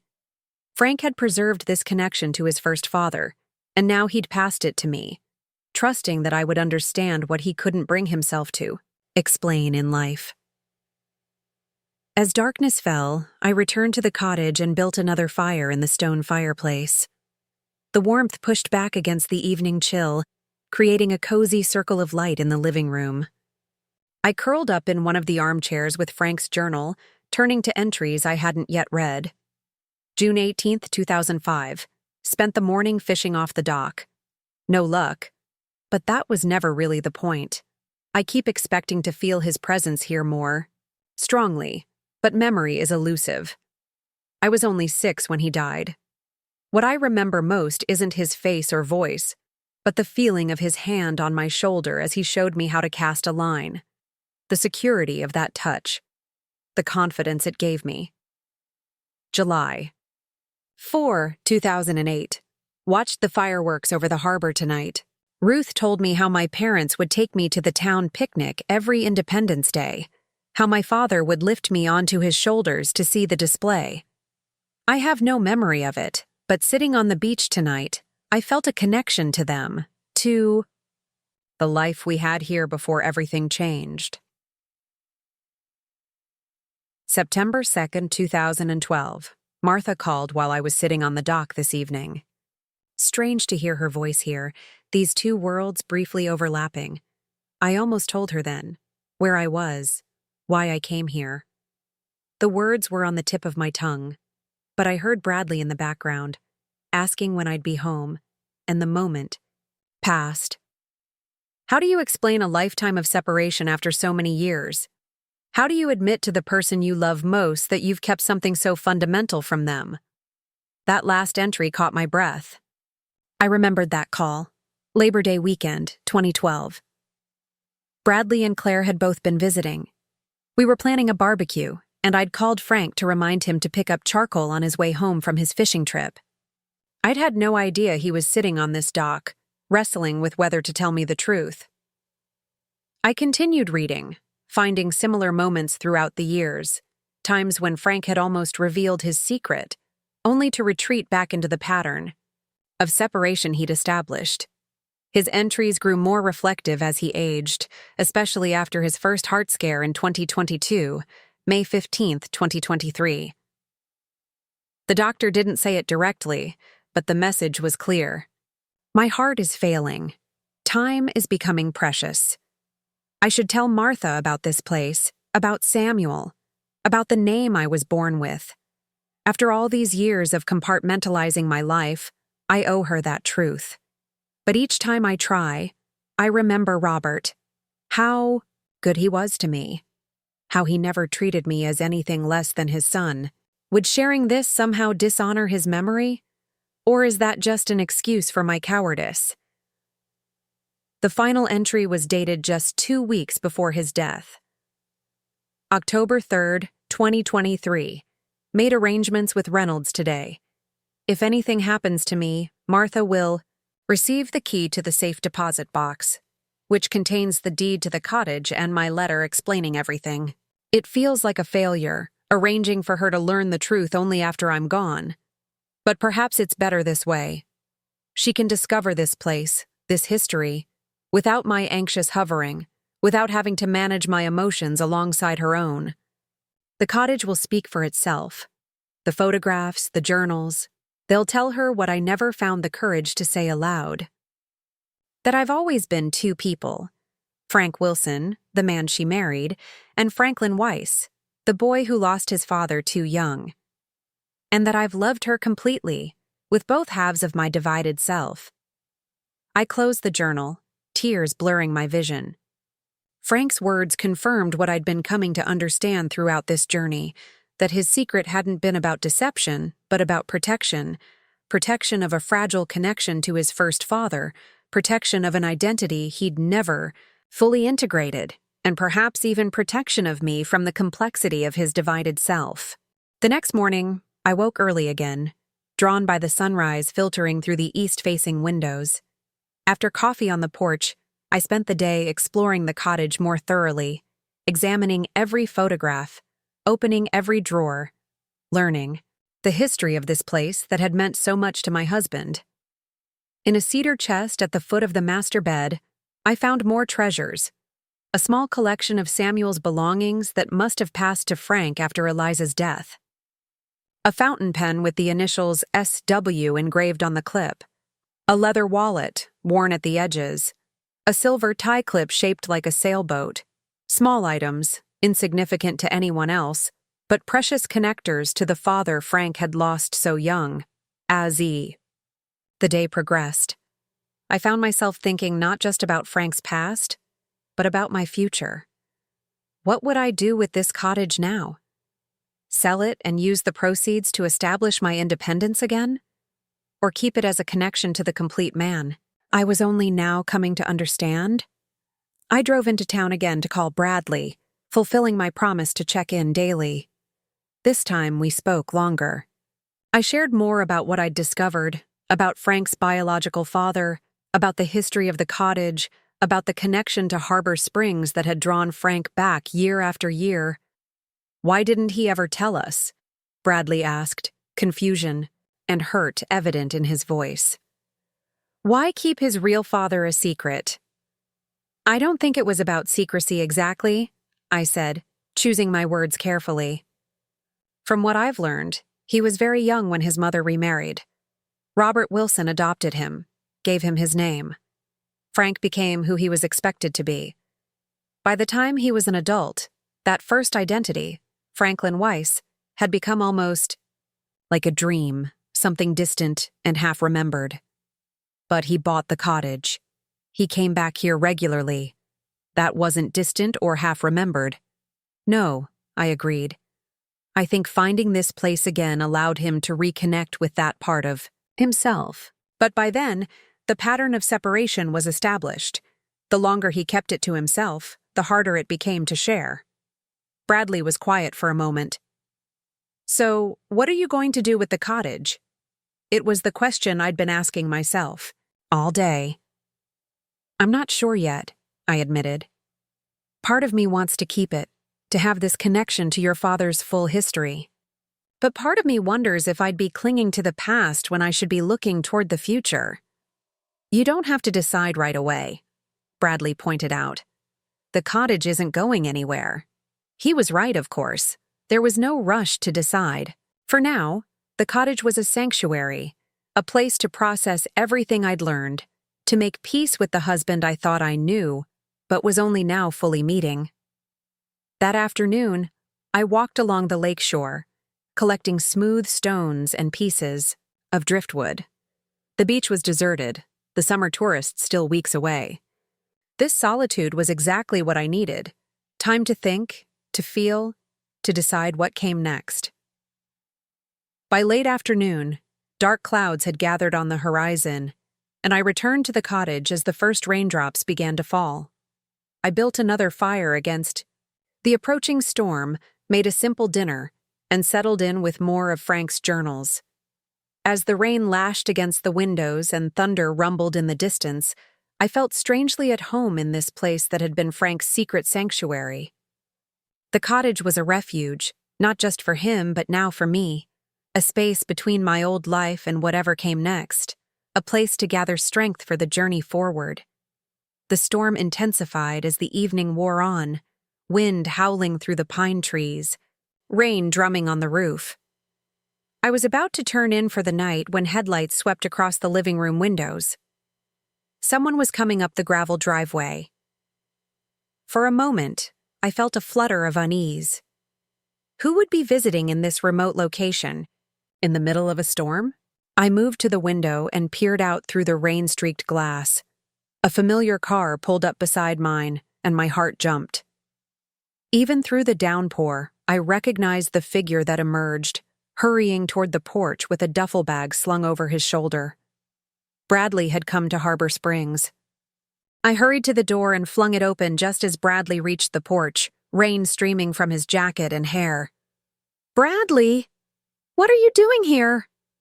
I stepped back to let him in, stunned by his unexpected appearance. He shook the water from his jacket and ran a hand through his soaked hair. "I had to see this place for myself," he said, his eyes already scanning the cottage interior, taking in the photographs, the fireplace, the comfortable simplicity of it all. After our call, yesterday, I couldn't stop thinking about Dad, about what you told me. "You drove 5 hours in a storm?" I asked, taking his wet jacket and hanging it near the fire to dry. He shrugged, setting his duffel bag on the floor. "The storm hit when I was already halfway here. Besides, it felt important, necessary." I understood. Hadn't I felt the same urgency? The same need to see and touch and experience this place that had been so significant to Frank? "Does Melissa know you're here?" I asked, moving to the kitchen to put on the kettle for tea. A flicker of something, discomfort perhaps, or guilt, crossed his face. "We had an argument after we spoke yesterday. She thought I was overreacting, that I should give you space to process everything alone. But this isn't just about you, Mom. This is my history, too." I nodded, feeling a surge of empathy for my son. Frank's secret affected more than just me. It reshaped Bradley's understanding of his own identity, his family heritage. "You're right," I said, returning with 2 mugs of tea. "I'm glad you came. There's so much here, so many pieces of the puzzle I'm still putting together." Bradley accepted the tea and moved to the mantelpiece, studying the photographs displayed. "There. Is this him? My biological grandfather?" "Yes, that's Samuel Weiss," I confirmed, standing beside him. "And that's your grandmother Eliza, with your father when he was about 5 years old." Bradley leaned closer, examining the image of the handsome young man with his arm around a beautiful dark-haired woman, a small boy perched on his shoulders. "I have his eyes," he said softly, almost to himself. "Everyone always said I had Dad's eyes, but really I have Samuel's." The observation hit me with unexpected force. He was right. Bradley had inherited those same deep-set, thoughtful eyes that Frank had gotten from his biological father.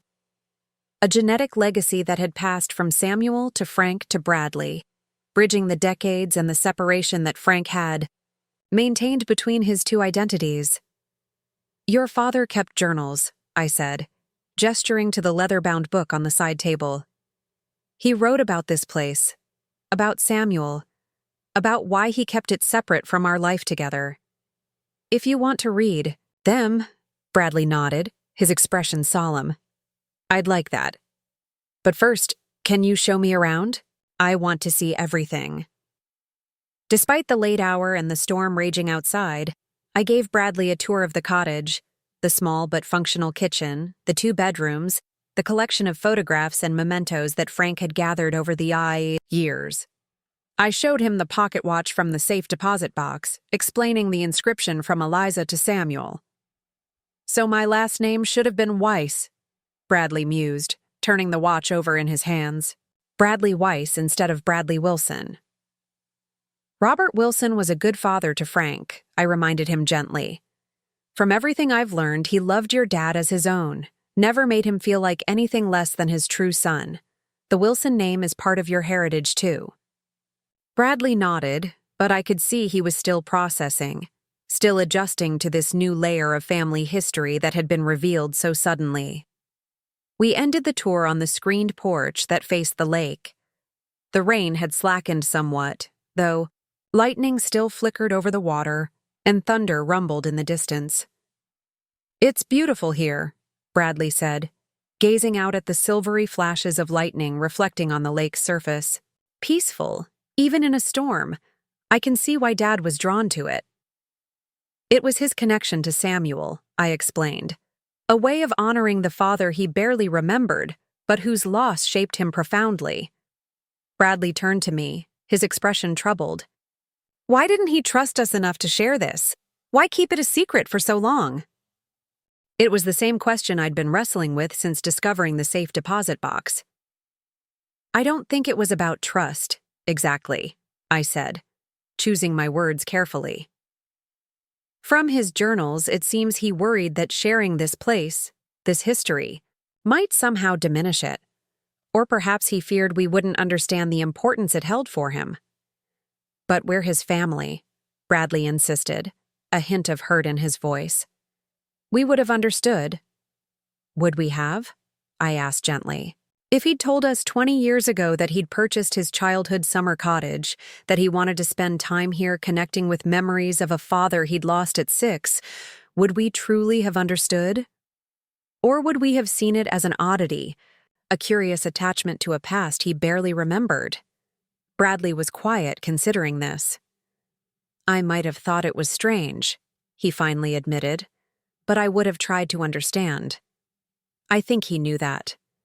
But sometimes the things that matter most to us are the hardest to explain to others, even those we love.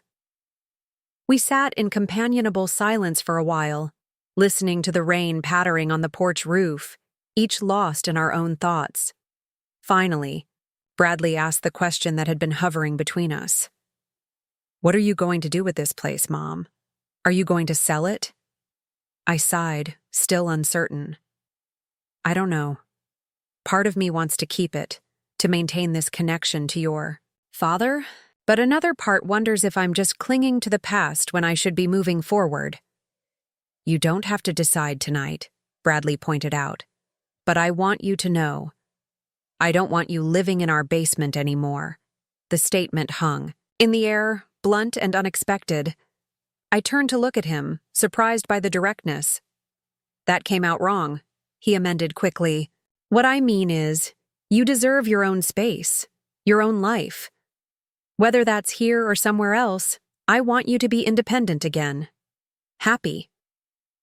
"Your basement hasn't been so bad," I said lightly, trying to ease the tension. "Better than a cardboard box under a bridge." Bradley didn't smile.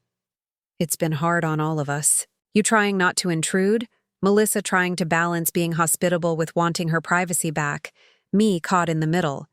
Nobody's been happy with the arrangement, Mom. We've just been making do." His honesty was refreshing, if a bit painful, to hear. "I know," I acknowledged. "It was meant to be temporary, but without enough savings to establish myself elsewhere comfortably, I didn't see a way out." "But now you have options," Bradley pointed out. "This cottage. The account Dad left. You said it had about $5,000 in it? That's a start. You could sell the cottage and buy a small condo near us, or keep it and split your time between here and a rental."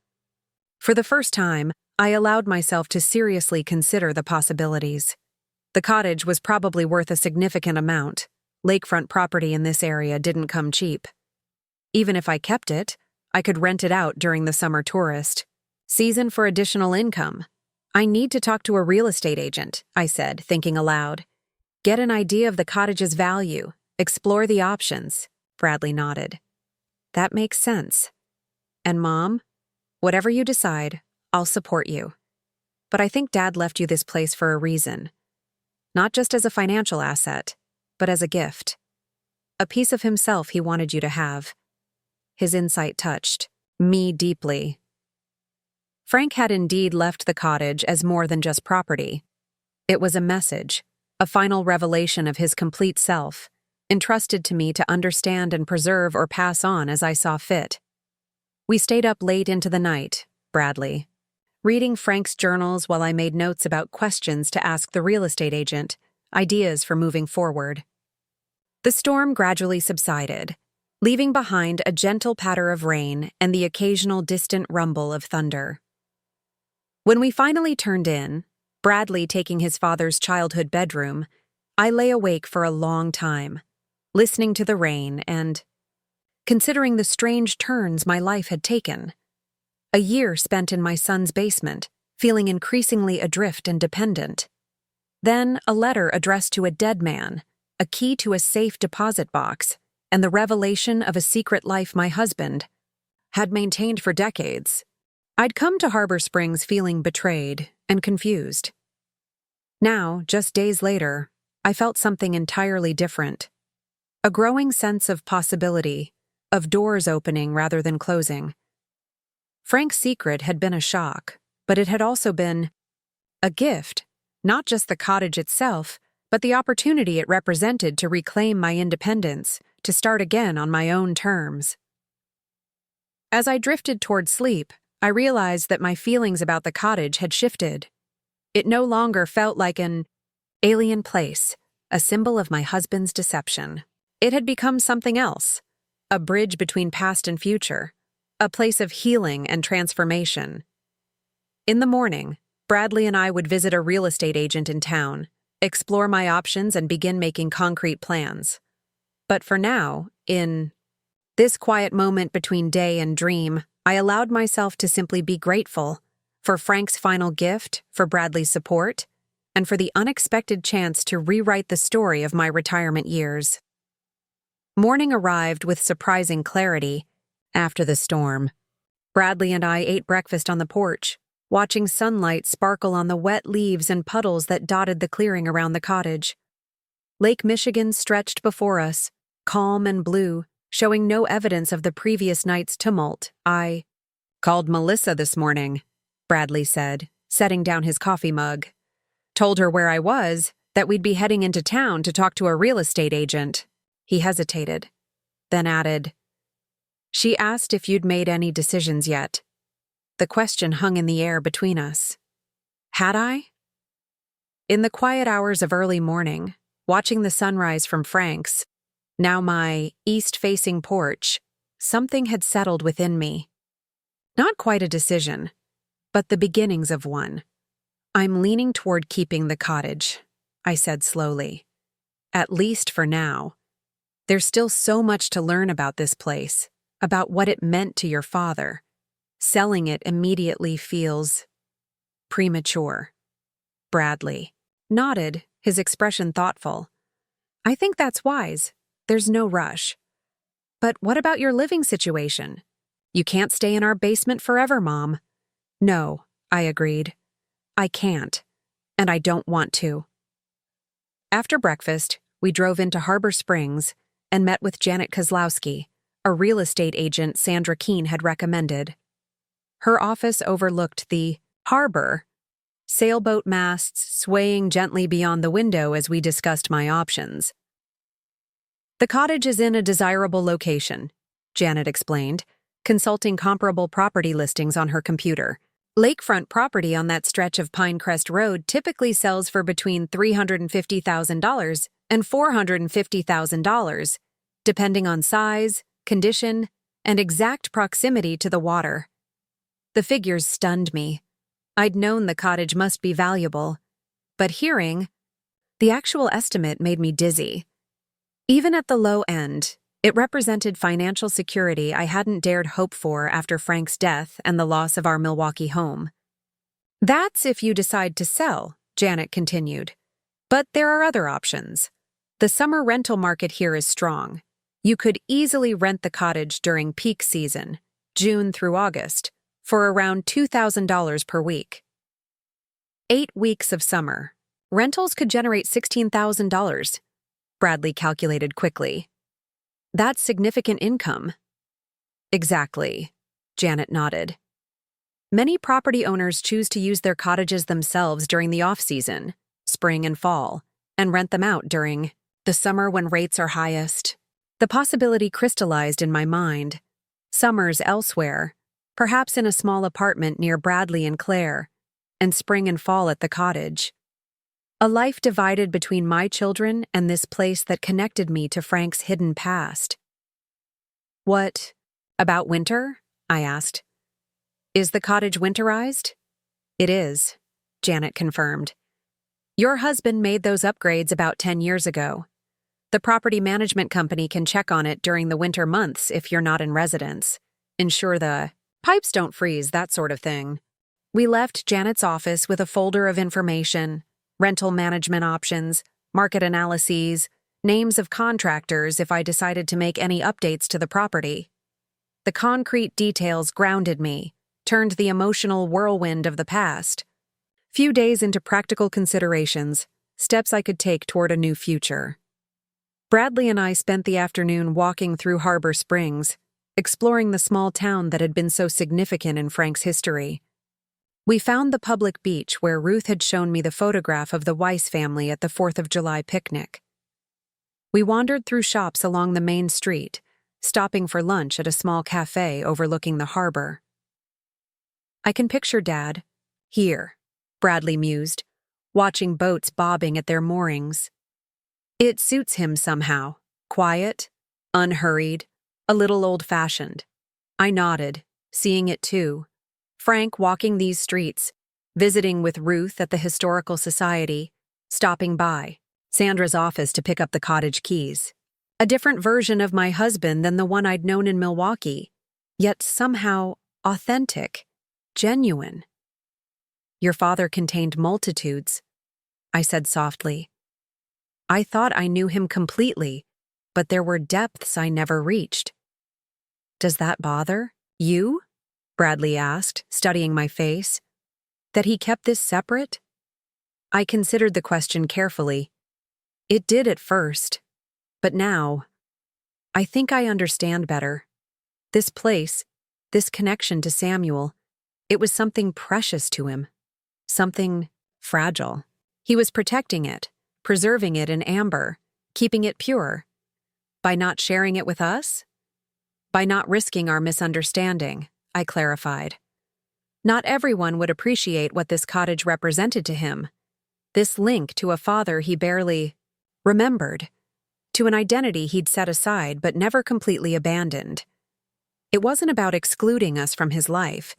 It was about honoring a connection he feared might be diminished if exposed to outside perspectives. Bradley was quiet for a moment, processing this. I think I get it, he said finally. It's like how some writers can't discuss their work in progress. They're afraid explaining it will somehow drain the magic from it, make it ordinary. Exactly, I said, grateful for his understanding. Your father wasn't being deceitful. He was preserving something sacred to him in the only way he knew how. That evening, back at the cottage, we built a fire and talked about practical next steps. Bradley would return to Chicago the following day. He couldn't take more time off work. I would stay at the cottage for another week, meeting with the property management company to discuss summer rentals, arranging for a proper inspection, and beginning to plan for a future that now included this unexpected inheritance. What about your things in our basement? Bradley asked. Should I pack them up? Have they shipped here? It was a practical question, but it represented so much more. My final departure from their home, my commitment to independence again. Just the essentials for now, I decided. Clothes, some personal items. The rest can wait until I figure out more permanent arrangements. And where will you live when you're not here? Bradley pressed.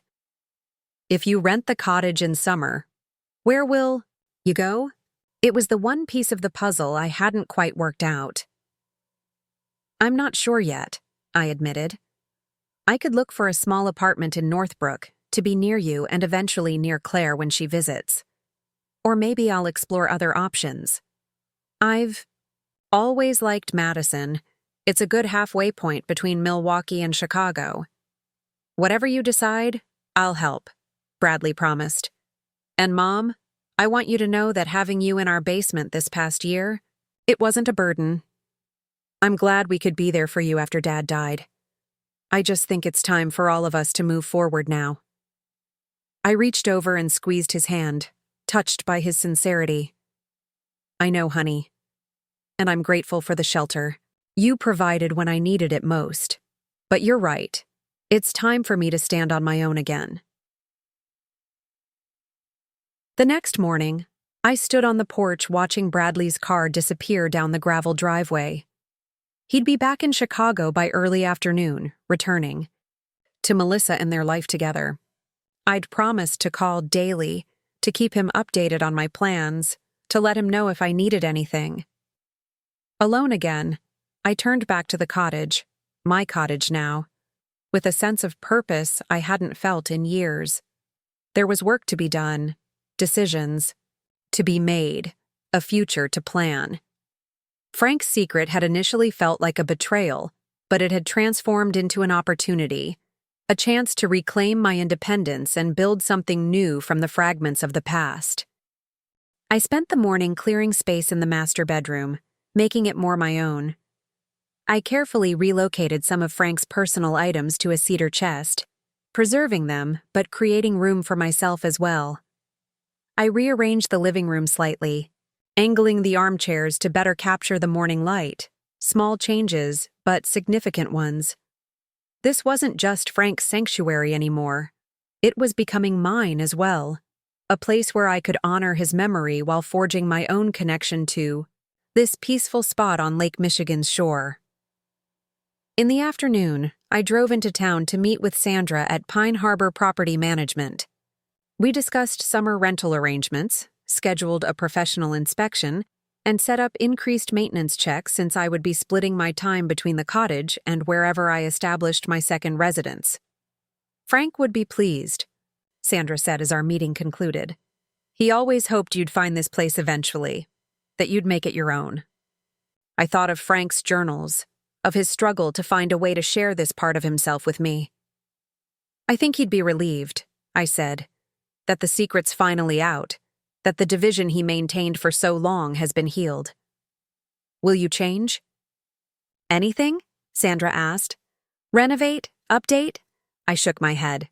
Not substantially. The cottage is perfect as it is. Simple, honest, connected to its history. I might refresh some paint, perhaps update the kitchen appliances eventually, but nothing that would alter its essential character. That evening, I sat on the dock watching another sunset, the 5th since I'd arrived at the cottage. The view was becoming familiar, comforting, the way the light turned golden as the sun descended, how the water changed from blue to amber to deep purple, the silhouettes of distant islands emerging against the glowing horizon. Frank had watched this same sunset countless times over the past 20 years. Had he felt the same peace I was beginning to find here? Had he sat on this dock, missing me, wishing he could share this beauty but unsure how to bridge the gap he'd created? I hoped he had. I hoped that in his final months, knowing he was setting in motion the events that would lead me here, he'd found some resolution, some ease in the knowledge that his divided self would finally be made whole through my discovery, as Gyam. The last sliver of sun disappeared below the horizon. I made my decision. I would keep the cottage.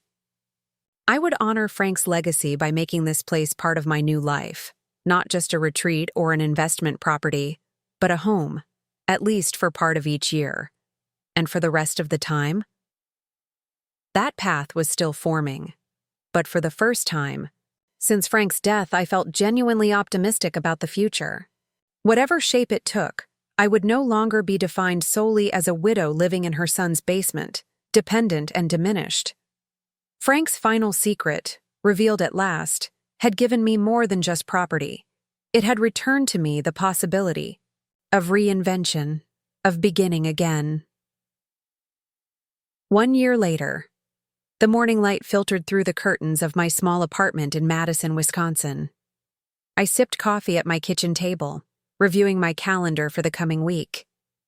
My suitcase stood by the door, packed and ready for my drive to Harbor Springs the following day. It had been exactly 1 year since the letter arrived. 1 year since I'd discovered Frank's secret cottage and begun the journey that transformed my life from dependent widow to something entirely new. My phone chimed with a text message from Claire. Arrived in Chicago last night. Bradley picked me up at 10. Should reach Harbor Springs by 4. Can't wait to see the cottage and you. I smiled, heart warming at the thought of having both my children with me for Memorial Day weekend. Claire had finally seen the cottage 2 months ago during a brief visit, but this would be her first extended stay. Bradley had visited several times throughout the year, sometimes with Melissa, sometimes alone. My relationship with my daughter-in-law had shifted subtly since I'd moved out of their basement.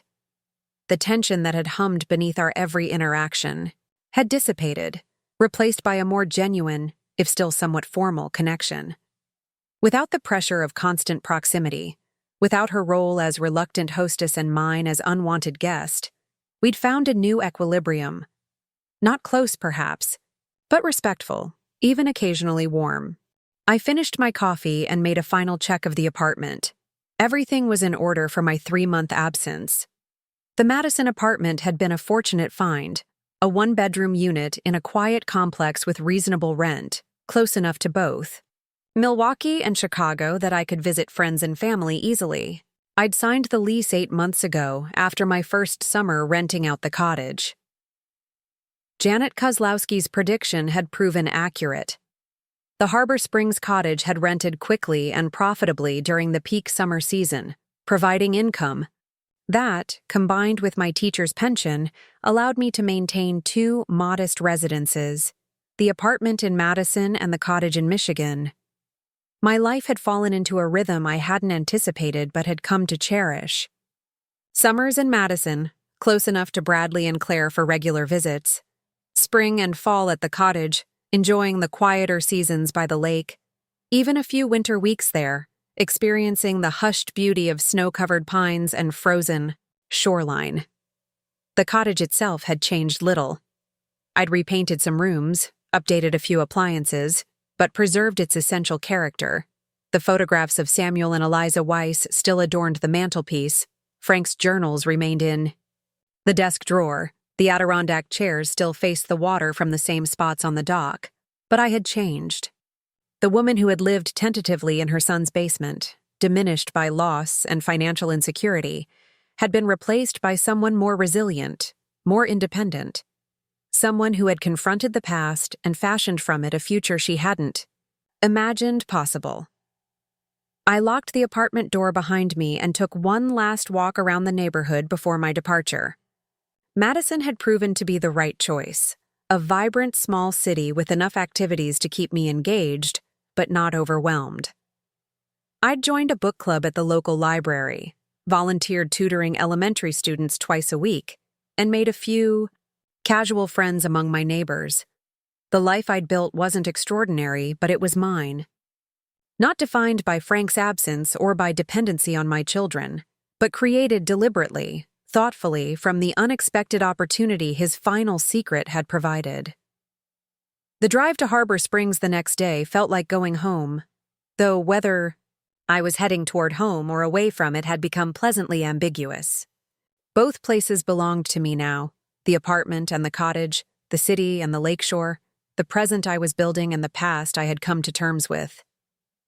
Arriving at the cottage by early afternoon, I had time to prepare for Claire and Bradley's arrival. I changed the bed linens in both bedrooms, arranged fresh flowers on the kitchen table, and stocked the refrigerator with their favorite foods. Small acts of mothering that now felt like choices rather than obligations. When their car pulled into the driveway, I was waiting on the porch, the afternoon sun warm on my shoulders. Claire emerged first, her California tan contrasting with the pale Michigan spring, face lighting up at the sight of me. Bradley followed, carrying their bags, his smile easy and relaxed in a way it hadn't been during my basement days. "Mom," Claire said, enfolding me in a tight hug that smelled of her familiar perfume. "You look wonderful." "The cottage is beautiful," she added, stepping back to take in the cedar siding, the green trim freshly painted last fall, the riot of spring wildflowers I'd encouraged to grow around the clearing. "Wait until you see the inside," Bradley told her, setting down the bags to give me a quick hug. "And the view from the dock, it's incredible at sunset." The three of us moved inside, Claire exclaiming over the cozy living room with its stone fireplace, the simple kitchen, the porch facing the water. Bradley carried their bags to the bedrooms while I made tea, the familiar domestic rhythm comforting after months of solitude. "So this is where Dad came all those years," Claire mused, studying the photographs on the mantelpiece. "His secret." "Get away!" "Not secret anymore," I said, setting the tea tray on the coffee table. "Now it's ours, a family place again, like it was for the Weiss family all those decades ago." Later, after dinner, we took our wine glasses to the dock and watched the sunset together. Frank's children and I, united in this place that had once been his solitary retreat. The conversation flowed easily, touching on Claire's work in California, Bradley and Melissa's tentative discussions about starting a family, and my volunteer activities in Madison. As darkness fell and the first stars appeared above the lake, Claire asked the question I'd been anticipating. "Are you happy, Mom, with this new life you've built?" I considered the question carefully, wanting to give an honest answer. "Yes," I said finally. "Not in the way I was happy with your father. That was a different life, a different kind of contentment. But I'm at peace. I've found my footing again." Bradley nodded, understanding in his eyes. You seem more like yourself than you have since Dad died. More present. That's a good way to put it, I agreed. For a while there, I felt like I was fading, becoming invisible. The widow in the basement, trying not to take up too much space. Now I feel solid again, real. We stayed on the dock until the chill drove us inside, where Bradley built a fire in the fireplace and Claire made hot chocolate, a tradition from their childhood. Sitting there with my children, watching the flames dance and hearing their laughter, I felt a fullness that had nothing to do with the cottage's financial value or the independence it had helped me reclaim. This, I realized, was what Frank had truly given me, not just property or security, but a path back to myself, a way to reconnect with our children as equals rather than as a burden, a chance to transform loss into renewal.